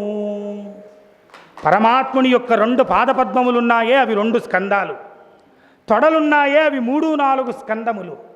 ఆ బ్రహ్మను కన్న నాభికమలం ఉందే అది 5వది. సాక్షాత్తు మహాలక్ష్మి ఉన్నదే అది 6వ స్కందం హృదయం. 7, 8 ఉందే బలభుజము ఎడభుజము. కంఠము ఉందే అది 9వది. ఆ దివ్యమైన వక్త్రవదనార విందముందే అది 10వది. కస్తూరి తిలకము పెట్టే పాలభాగముందే అది 11వది. సహస్రార మహాచక్ర సారమై సర్వమోక్షదాయకమైన సహస్రార చక్రముందే అది 12వ స్కందం. ఇలాగ 12 స్కందములు సాక్షాత్తుగా భగవానుని దివ్య రూపముగా వెలిసినదే శ్రీమద్భాగవత కథా శ్రవణం, భాగవత కథాతత్వం. చూడండి, అటువంటి దివ్యమైన భాగవతం 18,000 శ్లోకములతో వ్రాసి దాన్ని శుకయోగికి నేర్పించి తద్వారా పరీక్షిత్ రాజేంద్రుడికి ఉపదేశం చేయించి మోక్షాన్ని ఇప్పించాడు భగవానుడు. చూడండి, అక్కడ నుండి భాగవతముందే ఒక సంస్కారం చెందుతూ వచ్చింది. ఇప్పుడు ఈ భాగవతముందే ఇది విశ్వవ్యాప్తి కావాలి. ఈ విశ్వవ్యాప్తి కావాలంటే కవినాయకులకెల్ల కల్పవృక్షంబైన బొమ్మెరపోతయ్య భక్తపరుని హృదయాంతరంగమున హృత్కమలవాసుడై భవహరంబైన భాగవతము 12 స్కందముల్ త్వరితముగా. చూడండి, తాతగారన్నారు, కవినాయకులకెల్ల కల్పవృక్షంబైన బొమ్మెరపోతయ్య భక్తపరుని హృదయాంతరంగమున హృత్కమలవాసుడై భవహరంబైన భాగవతము. సరణివాక్కులిచ్చి చాలా సత్కృప ఉంచి 12 స్కందముల్ త్వరితముగను పలికించిన ఎట్టు నా పలుకుల నీ స్మరణ పలుకులు పలికించు పావనాత్మ వసుధ పరిపాలక మురళీగానలోల కృష్ణ శ్రీకృష్ణ సింధుశయనా అమర నారేగణ అచ్యుత హరిముకుంద కలుష సంహార కైవరపుర విహార. పోతనగారి భాగవతం తాతగారికి పరమ ప్రేరేపణదాయకం. దాన్ని ఎంత ప్రీతించారు తాతగారు, దాన్ని ఎంత ఆదరించారు. తాను ఒక మహాయోగి అయి మహాతపస్వి అయి ఏమన్నారంటే కవినాయకులకెల్ల కల్పవృక్షంబైన బొమ్మెరపోతయ్య భక్తపరుని. కవినాయకులకెల్ల కల్పవృక్షమట పోతన్నగారు. బొమ్మెరపోతయ్య భక్తపరుని హృదయాంతరంగమున హృత్కమలవాసుడై పరమాత్మ ఆ రోజు పిలవగానే ఆ పోతనామాత్యుని యొక్క హృదయములో నువ్వు నిలబడి ఆ భాగవతాన్ని 12 స్కందములు త్వరితముగును టకటకటక రాయించేసేవే. అటువంటి వాక్కుల సరణి ఉందే అది నాకు కాస్త ప్రసాదించవయ్యా. అది నువ్వు కాక ఇంక ఎవరు ఇవ్వగలరు? ఎందుకో తెలుసా? నువ్వు వసుధ పరిపాలక మురళీగానలోలా. తాతగారి పదప్రయోగం చూడండి. ఈ వసువును భూమిని ఏలేటువంటి వాడివా కాదు. గోపికా స్త్రీలు వెళ్ళి స్వామివారు పట్టుకునేటువంటి వేణు ఉందే, ఫ్లూటు, దాన్ని అడిగారట, ఏమమ్మా మేము ఇంత రసపుష్టితో మా శరీరాన్ని కామముతో నింపుకొని ఉన్నాం, పరమాత్ముడు మా యందు ఊరికే అట్లా ముట్టి వెళ్ళిపోతూ ఉన్నారు, నువ్వు ఒక వెదురు గొట్టం, లోపల చూస్తే ఖాళీ, నిన్ని మాత్రం పెదాల దగ్గర పెట్టుకున్నాడు అని. చూడండి, ఆ మురళి చెప్పిందట, ఏం చేద్దామమ్మా, మీరంతా కామమని క్రోధమని లోభమని మోహమని అన్నీ నింపుకొని వచ్చారు కాబట్టి మీకు నింపడానికి ఇంకేం మిగల్లే. నేను ఏమీ నింపకోకుండా ఖాళీగా వచ్చా, నేను ఖాళీగా ఉన్నాడు కాబట్టి ఆయన ఊపిరిని నాలో నింపాడు అని. ఆ పరమాత్ముని ఊపిరి ఉందే, ఆ ఊపిరి చేత ఆ వేణునాదము వాయించినప్పుడు వచ్చినటువంటి దివ్యమైన నాదమే శ్రీమద్భాగవత కథామృతం. ఆ దివ్యమైన నాదం భాగవత కథ. కవినాయకులకెల్ల కల్పవృక్షంబైన బొమ్మెరపోతయ్య భక్తపరుని హృదయాంతరంగమున హృత్కమలవాసుడై భవహరంబైన శ్రీ భాగవతము సరణివక్కులిచ్చి చాలా సత్కృప ఉంచి 12 స్కందముల్ త్వరితముగను పలికించిన ఎట్లు నా పలుకులు నీ స్మరణ పలుకులు పలికించు పావనాత్మా. ఇలా పిలిస్తే పరమాత్ముడు రాకుండా ఉంటాడా? ఆ ప్రార్థన ఏంటండి? పావనాత్మ ఏంటి, వసుధ పరిపాలక ఏంటి, మురళీగానలోల ఏంటి, అమరనారాయణ ఏంటి, అచ్యుత ఏంటి, ఒక్కొక్క మాట చెప్పుతూ ఉంటే లోపల హృదయం ద్రవించి కరిగిపోయి మన పాపములు చెమట రూపంలో బయట వెళ్ళిపోతుంది. అది శతకంలో ఉన్నటువంటి జీవం. ఒక్కొక్క మాట తాతగారు వేశారు. ఏంటి 10 సంవత్సరాలండి పోతనామాత్యుడికి తన తండ్రి అయినటువంటి కేసన లక్కమాంబలకు జనించాడు. ఈ తత్వం యోచన చేయండి, ఎక్కడి నుండి ఎక్కడికి వస్తున్నాము అని. నారదులు ఉపదేశించి వేదవ్యాసుల ద్వారా భాగవతాన్ని విని పోతనామాత్యుడి దగ్గరికి వచ్చాం. చూడండి, పోతన్న గారు సర్వసింగ భూపాలుడు ఓరగల్లు మహాసంస్థానాన్ని పరిపాలన చేస్తూ ఉన్నాడు. సర్వసింగ భూపాలుడున్నాడే, సర్వజ్ఞనుడు నాము సర్వసింహునికి మాత్రమే దగును, అంత మహాపండితుడు ఆయన, అన్నీ తెలిసినవాడే. అయితే ఒక చిన్న ఇబ్బంది ఉంది ఆయనతో. ఏమి? ఆయనకు స్త్రీ చాపల్యము ఎక్కువ. ఈ స్త్రీ చాపల్యం ఉందే, దాన్ని వదులుకోవడానికి ఏవేవో ప్రయత్నాలు చేశాడట. ఎంత ప్రయత్నం చేసినా కూడా అది కుదరలేదు ఆయనకు. దండోరా వేయించాడు. ఎవరైతే ఈ చాపల్యం నాకు వదిలిస్తారో వాళ్లకు అనవరతమైన బంగారం, వజ్రం, వైఢూర్యాలు ఇస్తానన్నాడు. ఈ పోతన గారున్నారే, చిన్నతనంలో 10 ఏళ్ల కుర్రాడు సర్వసింగ భూపాలుడు ఆస్థానానికి వెళ్ళాడండి. వెళ్ళి నీ ఇబ్బంది ఏముందో నేను తీరుస్తానయ్యా అని అన్నాడు. ఏంటి 10 సంవత్సరాలు కుర్రవాడివి, నువ్వేం తీరుస్తావుడే, ఒక్క పద్యం చెప్తా రాసుకో, నీకే తెలుస్తుంది అని అన్నాడు. ఏంటి?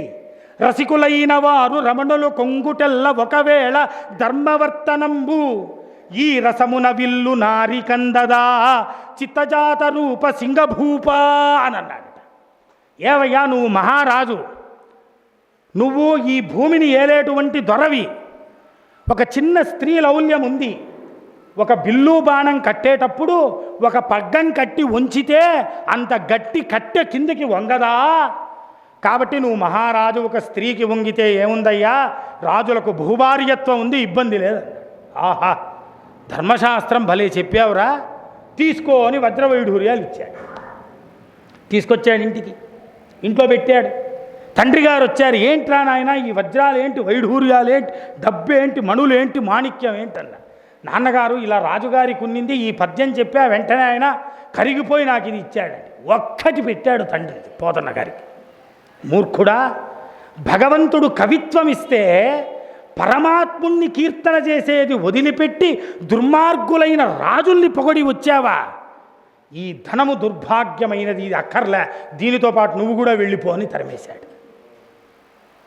పోతన్న గారికి బుద్ధి వచ్చి మహారాజు గారికి సమర్పణ చేసి తండ్రి గారి దగ్గరికి వచ్చి అడిగాడు, నాన్న నాది తప్పయింది, నేను మారుతాను, నాకేదైనా ఒక అనుగ్రహం చేయి రే నాయనా. ఈరోజు నుండి నీ మనస్సులో అమృత మహేశ్వర మహాధ్యానం, ఆ శివతత్వాన్ని గురించి లోపల నువ్వు తపస్సు చెయ్యి, ఒక్కరోజు నిన్ను అనుగ్రహిస్తాడన్నారండి. మనం ఈరోజు జపానికి కూర్చొని ఈరోజు స్తోత్రం చెప్పి బయట వెళ్ళి స్వామి ఏమన్నా ఇస్తున్నాడా అని పైకి చూస్తాం. పోతన్న గారు 10వ సంవత్సరములో అమృత మహేశ్వర మహాధ్యానము చేస్తే తన 45వ సంవత్సరంలో పరమాత్ముడి దర్శనమైంది. 50 ఏళ్ళు బతికాడంతే పోతన్న గారు. చూడండి, అది దివ్యమైన గ్రహణ సమయం.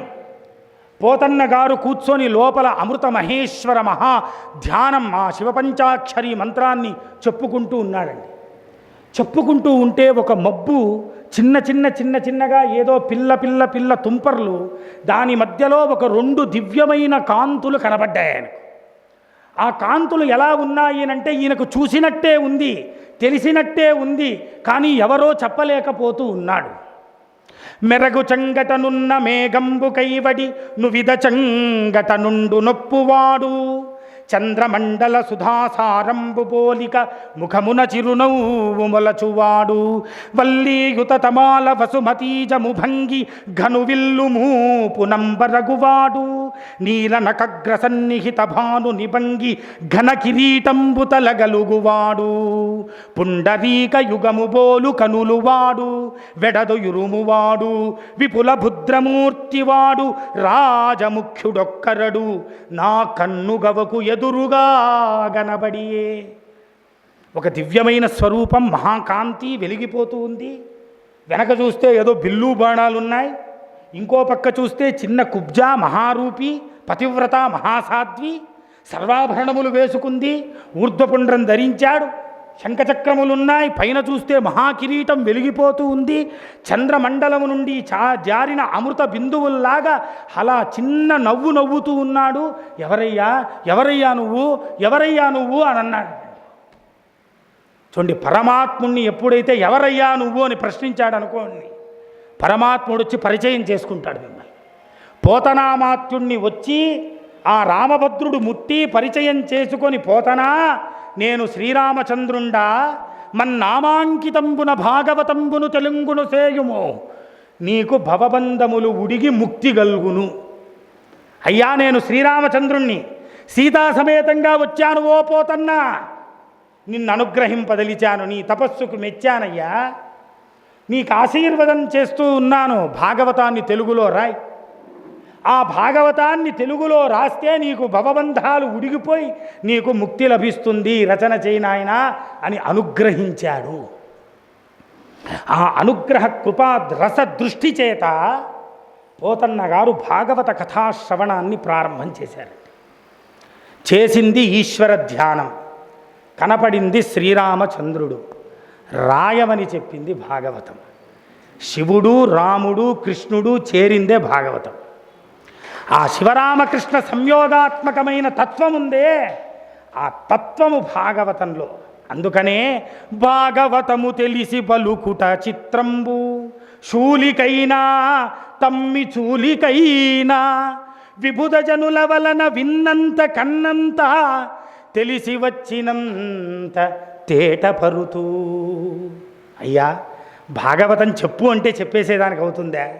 ఏమి పరమశివుడు చెప్పడానికి సాధ్యం కాలే, తమ్మి చూలికైన బృహస్పతి చెప్పడానికి సాధ్యం కాలే. మనం ఎంతటి వాళ్ళం. అందుకనే పోతన్న గారు అన్నారు, స్వామి పలికిడిది భాగవతము, అట పలికించువాడు రామభద్రుడు, అటనే పలికిన భవహరమగును, అట పలికెదవే రెండుగాద పలుకగనేలా. పలికించువాడు రామభద్రుండు, నా దూరికే లిప్ సింకింగ్ అంతే. ఆయన చెప్తూ ఉన్నాడు, నేను చెప్తూ ఉన్నా, నాదేం లేదయ్యా. నిగర్వం, ఎక్కడ నీ అహంకార సమర్పణ అవుతుందో అక్కడ పరమాత్మ సాక్షాత్కారం కలుగుతుంది. నేనే అని అన్నామనుకోండి, ఒక పద్యం కాదు కదా, చిన్న గద్యం కూడా రాయలేదు. భాగవతము తెలిసి పలుకుట చిత్రంబు, మహాచిత్రం అండి. అటువంటి భాగవతాన్ని పోతన్న గారు తెలుగులో ఆంధ్రీకరించారు, రాశారు. చూడండి, ఆ భాగవతం ఉందే, పోతన్న గారి భాగవతం జనమానస హృదయాల్లో నిలిచిపోయింది, అది తాండవించింది. ఈరోజు అప్రయత్నంగా తెలిసో తెలియకో ఒక పద్యమైనా మనకు తెలుసు. ఏ పద్యం తెలియదు అంటే ఇందుగలడందు లేడని సందేహం వలదైనా తెలుసు. పోతన్న గారి భక్తి రసముందే భాగవతంలో నిండిని విడీకృతమైంది.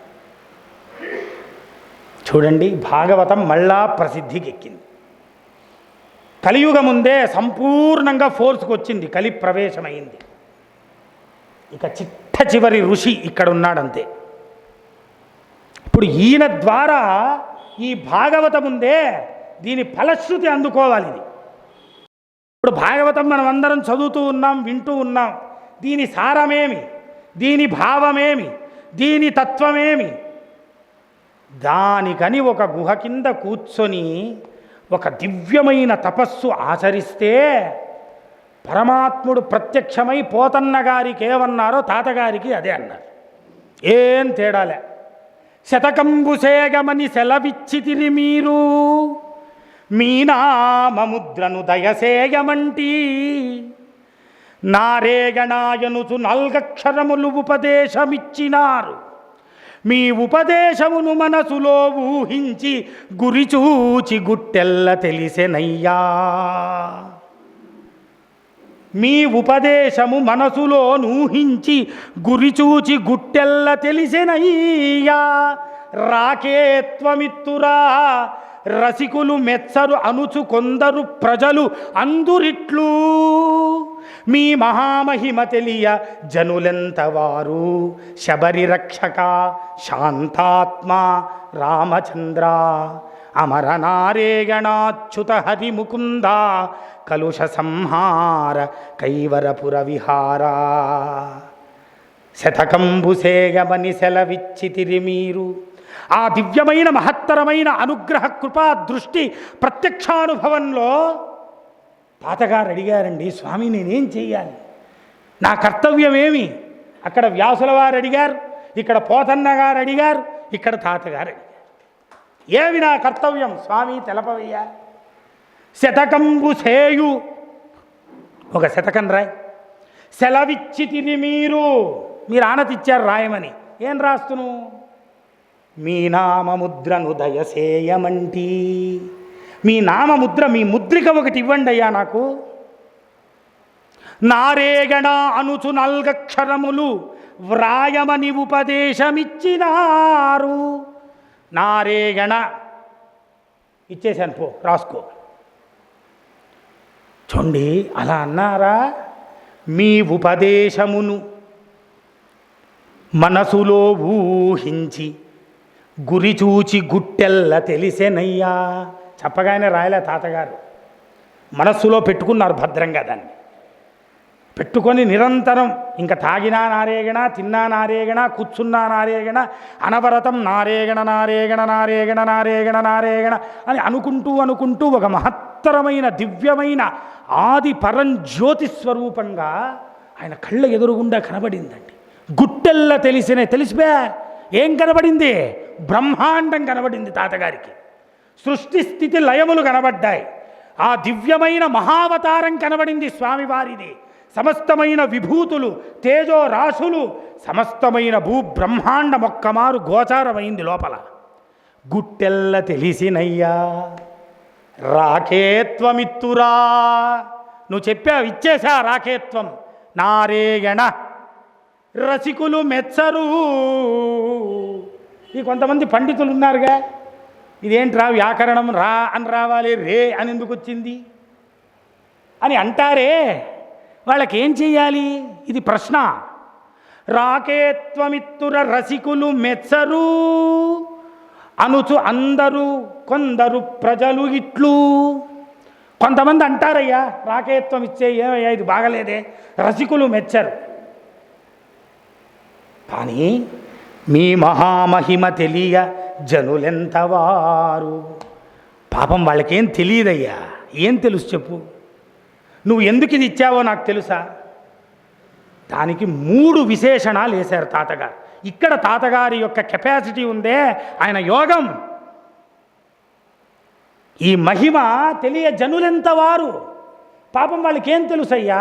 శబరి రక్షక శాంతాత్మ రామచంద్ర.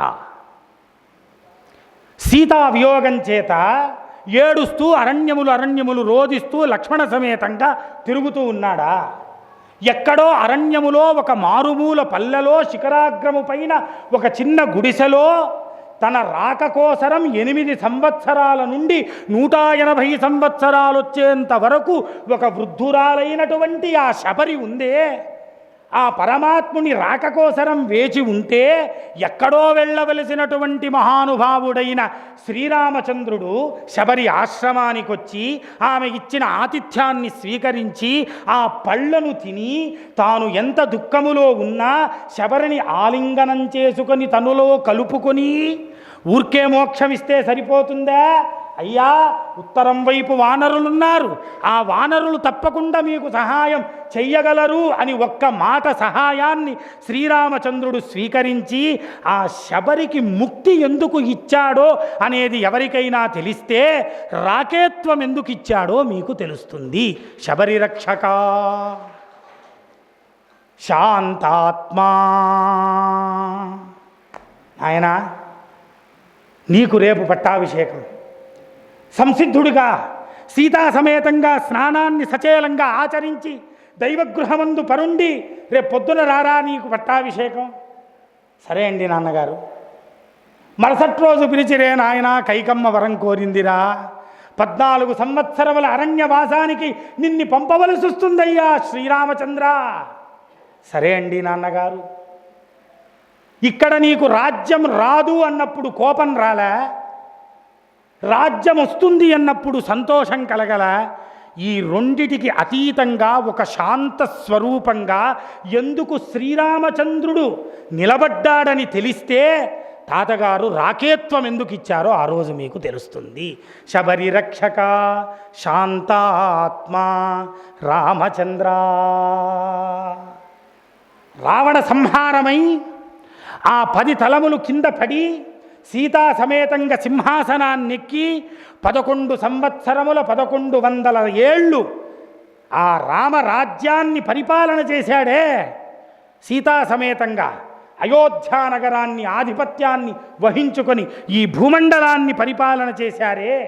ఆ పరిపాలన చేసినప్పుడు ఆ పరిపాలనలో ఉన్నటువంటి నిష్ఠ ఉందే, కేవలం పరిపాలన.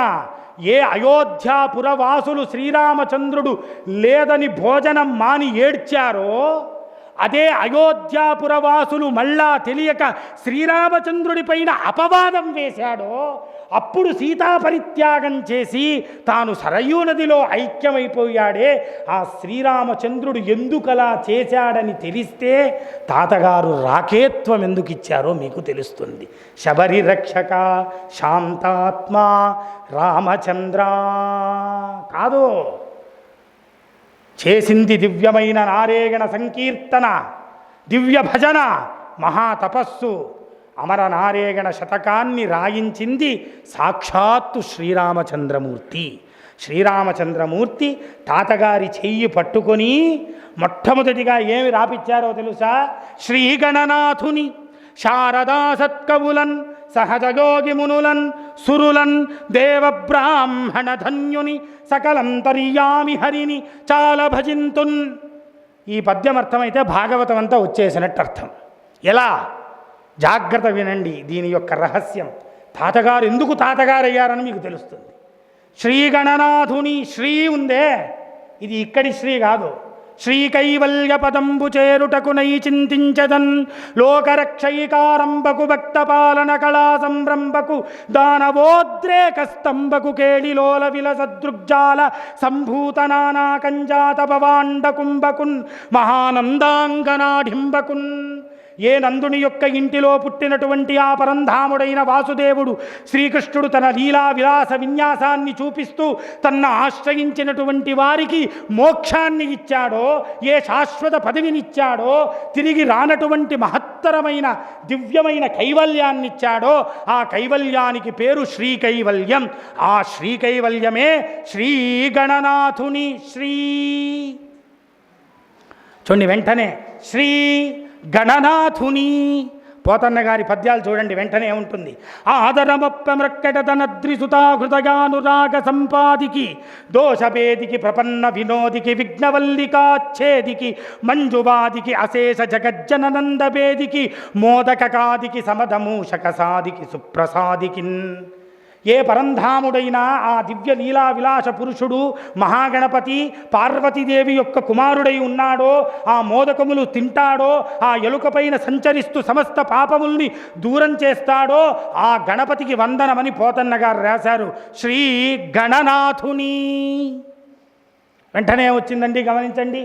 శారదా శారద నీరదేందు ఘనసార పటీరమరాళ మల్లికాహార తుషార ఫేనర జతాచలకాస పణీష కుందమందార సుధాపయోదిసిత తామర సామర వాహిని శుభాకార తనొప్పు నిన్ను మదిగా నగయన్నడు గల్గు భారతీ. అమ్మా ఓ శారద, ఓ సర్వశుక్లా సరస్వతి, ఓ సకల జ్ఞానస్వరూపిణి, రాయదలిచినాను ఈ మహాభాగవతాన్ని. ఆనతిచ్చి నా మనస్సులో నిలబడి భాగవతం ఘంటాన్ని ముందకు నడపవమ్మా. శ్రీగణనాథుని శారదా. వెంటనే ఏమన్నారు చూడండి. శారదా సత్కవులన్. పోతన్న గారి పద్యం చూడండి వెంటనే. వనరన్నన్నయ తిక్కనాది కవులీ ఉర్విన్ పురాణావళుల్ తెనుగుంజేయుచు మచ్చువాదిక్యంబు తానిట్టిదో తెలుగుంజేయురు మున్ను భాగవతమున్ దీనిన్ తెలింగించి నా జన్మంబున్ సఫలంబు చేసెద పునర్జన్మంబు లేకుండగన్. నన్నయ, తిక్కన, ఎర్ర ప్రగడన, బద్దెన ఇటువంటి మహానుభావులు మహాసత్కవులున్నారే, వీళ్ళందరికీ ఈ భాగవతం తెలీదా? వీళ్ళు ఎప్పుడూ చదవలేదా? అయితే వీళ్ళు తెలుగులో రాయలేదే. పోతన్న అని ఒకడు పుడతాడ్రా, వానికి కాస్త పుణ్యం కలగాలరా అని నా భాగ్యానికి ఈ భాగవతాన్ని ఇచ్చి వెళ్ళిన ఆ సత్కవులకు నమస్కారం అని అన్నారు. శ్రీగణనాథుని శారదా సత్కవులన్. వెంటనే చూడండి, సహజయోగి. పోతన్న గారి పద్యం చూడండి. పుట్టంబుట్ట శరంబునన్ మలవనంభోయాన పాత్రంబునన్ నెట్టన్ గొల్గను కాళి గొల్వను పురాణింపన్ దొరన్ కొంటి నీ వట్టే వెంటి జరంచి తత్సరణి నాకివ్వమ్మ ఓయమ్మ మేల్పట్టున్ మానుకుమమ్మ నమ్మితి జుమ్మి బ్రాహ్మి దయాంబోనిధి. పుట్టంబుట్ట నేనేం వాల్మీకినా? శరంబునన్ మలవ సుబ్రహ్మణ్య స్వామి, అంభోయాన పత్రంబునన్ వేదవ్యాసుణ్ణా లేకపోతే కాళిదాసుణ్ణా? నేను ఎవరినయ్యా? నేను ఏ సహజ యోగిని కాను. అయినా భాగవత కథా రచనకు పూనుకున్న బ్రాహ్మీ దయాంభోనిది శారదాంబ దయానిదే నిన్ను చేరి తలంచి తినమ్మా. శ్రీకృష్ణ చరితము ఆనతివ్వవమ్మా. కృష్ణ చరితామృత రసామృతాన్ని రాసినప్పుడు తాతగారు ఏ అమ్మను ప్రార్థించారో పోతన్న గారు ఆ అమ్మని ప్రార్థించారు. సహజయోగి మునులన్ వేదవ్యాస వినీత విశ్వకలనా వ్యాపీర వ్యాపార పారీణకున్ సుఖయోగి నిర్మల తత్వంబుకున్ నారద మహర్షి తత్వ సంఘాతంబులకన్ మహామునులు రచించిన దివ్య భాగవతామృత రసాస్వాదమునకు పూనెదన్. సహజయోగి మునులన్ వేదవ్యాసుల వారు, శుకయోగుల వారు, సనక సనందన సనత్కుమారాది మహర్షులు, ఆ దివ్యమైనటువంటి లీలా విభూతిని అనుభవించిన మునులందరూ ఉన్న కథయ్యా భాగవతం. సహజయోగి మునులన్ సురులన్. ఎక్కడ ఇంద్రాది దేవతలకు ఇబ్బంది కలిగి రాక్షసుల ద్వారా తొందర ఏర్పడితే అక్కడ తాను అవతరించి ఆ సురులను రక్షణ చేసినటువంటి కథయ్యా భాగవతం. సహజయోగి మునులన్ సురులన్ దేవబ్రాహ్మణ ధన్యుని. పరమాత్ముడు ఎవడు? నిరంజనుడు, నిర్వికారుడు, నిర్వికల్పుడు, అవ్యయుడు, నామము లేనివాడు, రూపము లేనివాడు. కానీ ఆ దైవము సగుణమై సాకారమై కరచరణాదులతో 21 అవతారాలలో వెలిశాడయ్యా. దేవబ్రాహ్మణుడు, దేవుడే బ్రాహ్మణుడు. బ్రాహ్మణుడంటే ఎవరు? బ్రహ్మతత్వాన్ని ఎరిగి దిగినవాడు. ఏమి? సనత్కౌమార సర్గను ఆశ్రయించి సనత్కుమార అవతారం మొదటవ అవతారం, రెండో అవతారం యజ్ఞవరాహ అవతారం, మూడవ అవతారం నారదావతారం, నాలుగవ అవతారం నరనారేగణాత్మకమైన అవతారం, ఐదవ అవతారం కపిలావతారం. దేవహూతికి సాంఖ్యయోగాన్ని అనుగ్రహించి తత్వోపదేశం చేసిన అవతారం. ఆరవ అవతారం దత్తాత్రేయ అవతారం. గర్భము లేదు, కష్టపడి కన్నది లేదు, అహో పురుటి స్నానములు నవికట్లు లేవు, ఏ స్వర్గపు భువనాల నుండి దిగివచ్చిరి ప్రళయాంక పీఠికి అర్భకులు, ఆదియు అంత్యమే ఎరుగనట్టి మహామహిమాడ్యులైన బ్రహ్మాదుల కుగ్గుబెట్టి ఒడియందడి జోలలు పాడు పెద్ద ముత్తైదువా ధన్యురాలవు గదమ్మ తదుజ్వల కీర్తి గీతికానాదము మ్రోగే స్వర్గభువనంబుల దైవతమౌని వీణపై. అనసూయమ్మ గర్భం ధరించలే, పేరు పెట్టలే, నామకరణంలే, ఏంలే. బ్రహ్మలోకం నుండి బ్రహ్మగారు, విష్ణులోకం నుండి విష్ణుమూర్తి, రుద్రలోకం నుండి ఈశ్వరుడు, అలాగే అమ్మా దత్త స్వయం. ఓ అత్రి, నీకు నేను దత్తతగా వచ్చానయ్యా, దత్తాత్రేయుణ్ణి అని తానే పేరు పెట్టుకొని వచ్చేశాడు. ఎందుకో ఆ అనసూయమ్మ దివ్య పాతివ్రత్య మహిమానికి భగవంతుడు తల వంచిన అవతారం దత్తాత్రేయ అవతారం. ఆరవ అవతారం దత్తాత్రేయ అవతారం, ఏడవ అవతారం వృషభావతారం, 8వ అవతారం పృథుచక్రవర్తి అవతారం, 9వ అవతారం యజ్ఞపురుషావతారం, 10వ అవతారం మత్స్యావతారం, 11వ అవతారం కూర్మావతారం, 12 ధన్వంతరి, 13 మోహిని అవతారం, 14 నారసింహావతారం, 15 వామనావతారం, 16 వేదవ్యాసావతారం, 17 పరశురామావతారం, 18 రామావతారం, 19 కృష్ణావతారం, 20 బుద్ధావతారం, 21 కల్క్యావతారం. ఈ 21 మహా అవతారముల యందు రాక్షసుల్ని దమనం చేసి, దైత్యుల్ని దమనం చేసి, దేవతలను సురులను రక్షణ చేయడానికి దేవుడు బ్రహ్మగా దిగివచ్చిన భాగవత కథాశ్రవణం దేవబ్రాహ్మణ. చివరికన్నాడు ధన్యుని. ప్రహ్లాద నారద పరాశర పుండరీక వ్యాసాంబరీష శుకశౌనక భీష్మదాల్భ్యాన్ రుక్మాంగదార్జున బలిర్విభీషణాదీన్ పుణ్యాన్ ఇమాన్ పరమ భాగవతాన్ నమామి. ఎవరి కోసం వచ్చాడండి పరమాత్మ? నేను మీరు పిలిస్తే వచ్చాడా? ఆ ప్రహ్లాదుడు, ఆ పరాశరుడు, ఆ నారదుడు, ఆ ధ్రువుడు, ఆ గజేంద్రుడు, వారి యొక్క పిలుపుకు రూపము లేని నామము లేని బ్రహ్మము దిగి వచ్చింది. అటువంటి ధన్యాత్ముల యొక్క దివ్య చరిత్ర ఉన్నటువంటి కథ. శ్రీగణనాథుని శారదా సత్కవులన్ సహజయోగి మునులన్ సురులన్ దేవబ్రాహ్మణ ధన్యుని సకలంతర్యామి హరిని.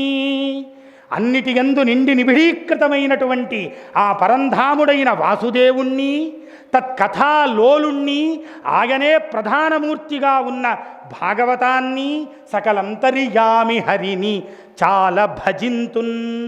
భజింతునంటే ఏమి? కృతే తపస్యాం భక్తి. కృతయుగములో తపస్సే భక్తి. త్రేతాయాం యజ్ఞ సంభవ. త్రేతాయుగములో యజ్ఞమే భక్తి. ద్వాపరే అర్చనే భక్తి. ద్వాపరములో అర్చిస్తే భక్తి. కలౌ కలౌ కేశవ కీర్తనం. ఈ కలియుగములో భక్తి అనంటే ఏమనుకున్నారు? భక్తి అంటే భజ సేవాయాం, పరమాత్ముణ్ణి సేవించు, పరమాత్ముణ్ణి భజించు. భజనే కలియుగములో భక్తి. శ్రీగణనాథుని శారదా సత్కవులన్ సహజయోగి మునులన్ సురులన్ దేవబ్రాహ్మణ ధన్యుని సకలంతర్యామి హరిని చాలా భజింతున్. ఆ భాగవతమే, ఆ భజనే ఈ అమరనారాయణ శతకము. ఇప్పుడు అర్థమైందా? భాగవతం అంటే ఏమి, అమరనారాయణ శతకం అంటే ఏమి? ఈ దివ్యమైన భజనే భాగవతం, దివ్యమైన భజనే అమరనారాయణ శతకం. ఆ భజన ఏంటి? ఇందాక మీకు చెప్పా. రామ రామ ముకుంద మాధవ రామ సద్గురు కేశవ రామ దశరథ తనయ దేవా రామ శ్రీనారాయణ. తాతగారు కదండి, మనందరికీ తాతగారుగా, మనందరికీ గురువులుగా. ఆయనకు మన యోగ్యత తెలుసు. గురువుకు మీరెంతన్నా హంగు ఆర్భాటాలు ఇంకొకటి మరొకటి పద్యాలు గద్యాలు చెప్పండి, ఆయనకు తెలుసు మన యోగ్యత ఏమి అని. అందుకని ఆయన అన్నారు, రే నాయనా నువ్వు అవన్నీ చెయ్యలేవురా, నేను చేసేసాగా, నేను చేసి నీకోటి చెప్తున్నా. రామ రామ ముకుంద మాధవ రామ సద్గురు కేశవ రామ దశరథ తనయ దేవ రామ శ్రీనారాయణ. ఇది చూడండి, 6 భాగాలుగా చెప్తారు దీన్ని. రామ రామ ముకుంద మాధవ రామ సద్గురు కేశవ రామ దశరథ తనయ దేవ రామ శ్రీనారాయణ. రామ రామ అంటే ఏమో తెలుసా? బాలకాండ అని అర్థం. ముకుంద అంటే అయోధ్యకాండ అని అర్థం. మాధవ అంటే అరణ్యకాండ అని అర్థం. రామ రామ ముకుంద మాధవ రామ సద్గురు కేశవ. రామ సద్గురు కేశవ అంటే ఏమో తెలుసా? కిష్కింధకాండ అని అర్థం. రామ దశరథ తనయ దేవా. రాముడు దశరథ తనుడై దేవుడయ్యాడే, అది సుందరకాండ అని అర్థం. రామ శ్రీనారాయణ. రామ శ్రీనారాయణ అంటే యుద్ధకాండ అని అర్థం. అప్రయత్నంగా మీరేవైనా రామరామ ముకుంద మాధవ రామ సద్గురు కేశవ రామ దశరథ తనయదేవ రామ శ్రీనారేగణ అని అన్నారనుకోండి, 24,000 శ్లోకాత్మకమైన శ్రీమద్ రామాయణం చదివిన పుణ్యం ఒక్కమారు మీ అకౌంట్లో పడిపోతుంది. ఇది ఒక గురువు శిష్యుల్ని అనుగ్రహించాలనుకోండి, ఏవి రామ రామ బాలకాండ ఏమంటే 6 మాటలు చెప్పేశారు కాబట్టి 6 సర్గలు అట్లా జాయిన్ చేశారా? కాదు. బాలకాండలో 2 రాములు కనబడతారు. ఒకటి ఆ కౌసల్యా గర్భము నుండి బయట వచ్చిన శ్రీరామచంద్రుడు, రెండవది వైకుంఠము నుండి దిగి వచ్చిన శ్రీరామచంద్రుడు. ఈ 2 రాములు మీకు బాలకాండలో కనపడతారు. కాబట్టి రామరామ రామరామ అంటే ఆశ్చర్యచకితం. అది ఏమి నామం అది అని రామ రామ బాలకాండ. చూడండి, వెంటనే అయోధ్యకాండ. అయోధ్యకాండలో ఏం జరిగిందండి?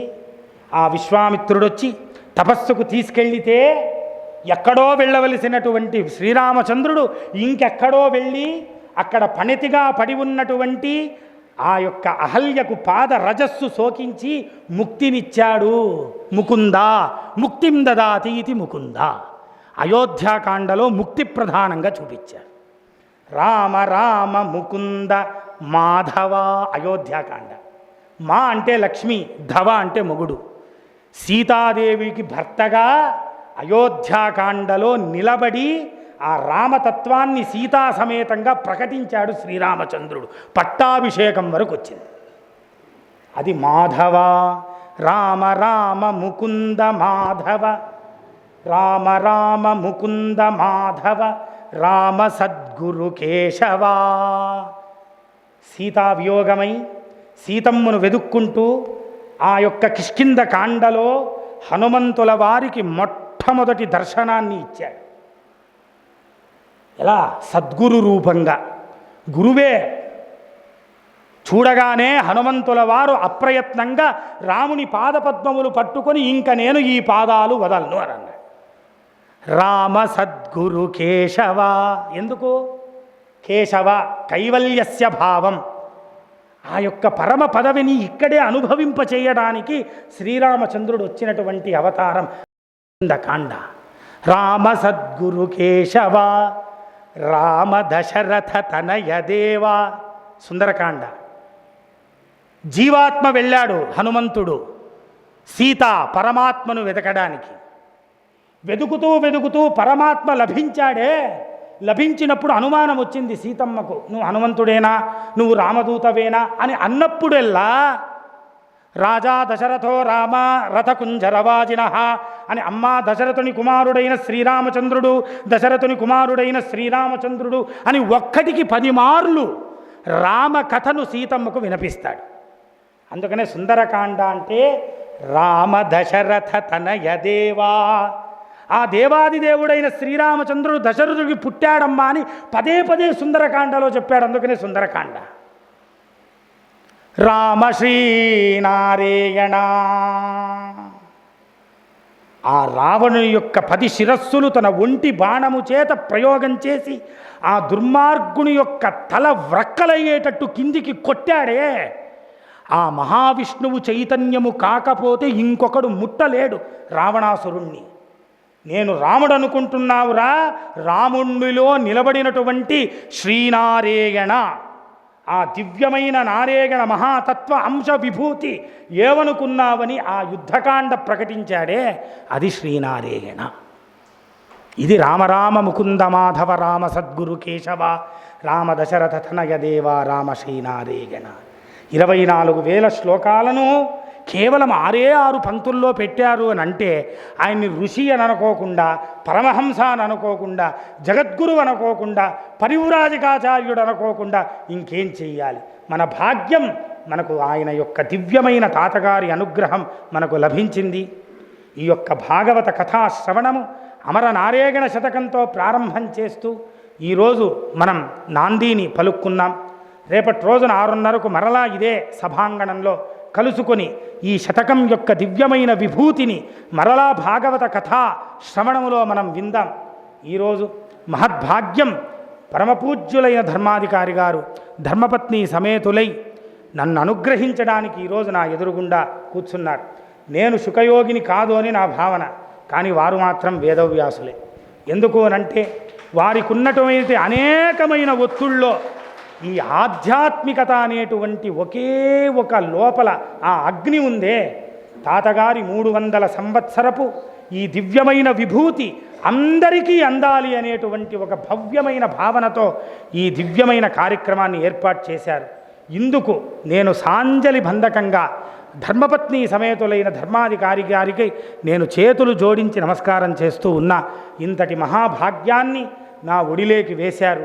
నేను దీన్ని సక్రమంగా నిర్వర్తించాలి అని తాతగారి పాదపద్మములను జగద్గురువులైన శంకర భగవత్పాదులను నేను నిరంతరం ప్రార్థన చేస్తూ వారి యొక్క ప్రోత్సాహం, ఈరోజు ఒక తండ్రి తన కుమారుణ్ణి ఎలాగ ప్రోత్సహిస్తారో అలాగ ఈరోజు వచ్చిన ఎదురుగుండా ఆది దంపతులు కూర్చుని ప్రోత్సహిస్తూ ఈరోజు వీరు కూర్చోవడం నా జన్మకు ధన్యమని నేను భావన చేస్తూ ఈ ఉపన్యాసాన్ని ఆ జగద్గురువులైనటువంటి కైవార యోగీశ్వరులైనటువంటి యోగి నారేగణ యతీంద్రుల దివ్య చరణార విందములయందు సాంజలి బంధకంగా సమర్పణ చేస్తూ ఈ ఉపన్యాసాన్ని ఇంతటితో ఉపసంహరిస్తూ ఉన్నాను. ఇందిరారమణ గోవింద హర నమః పార్వతీపతయే. సద్గురు తాతగారి పాదపద్మములే గతి గోవింద. కృష్ణార్పణమస్తు.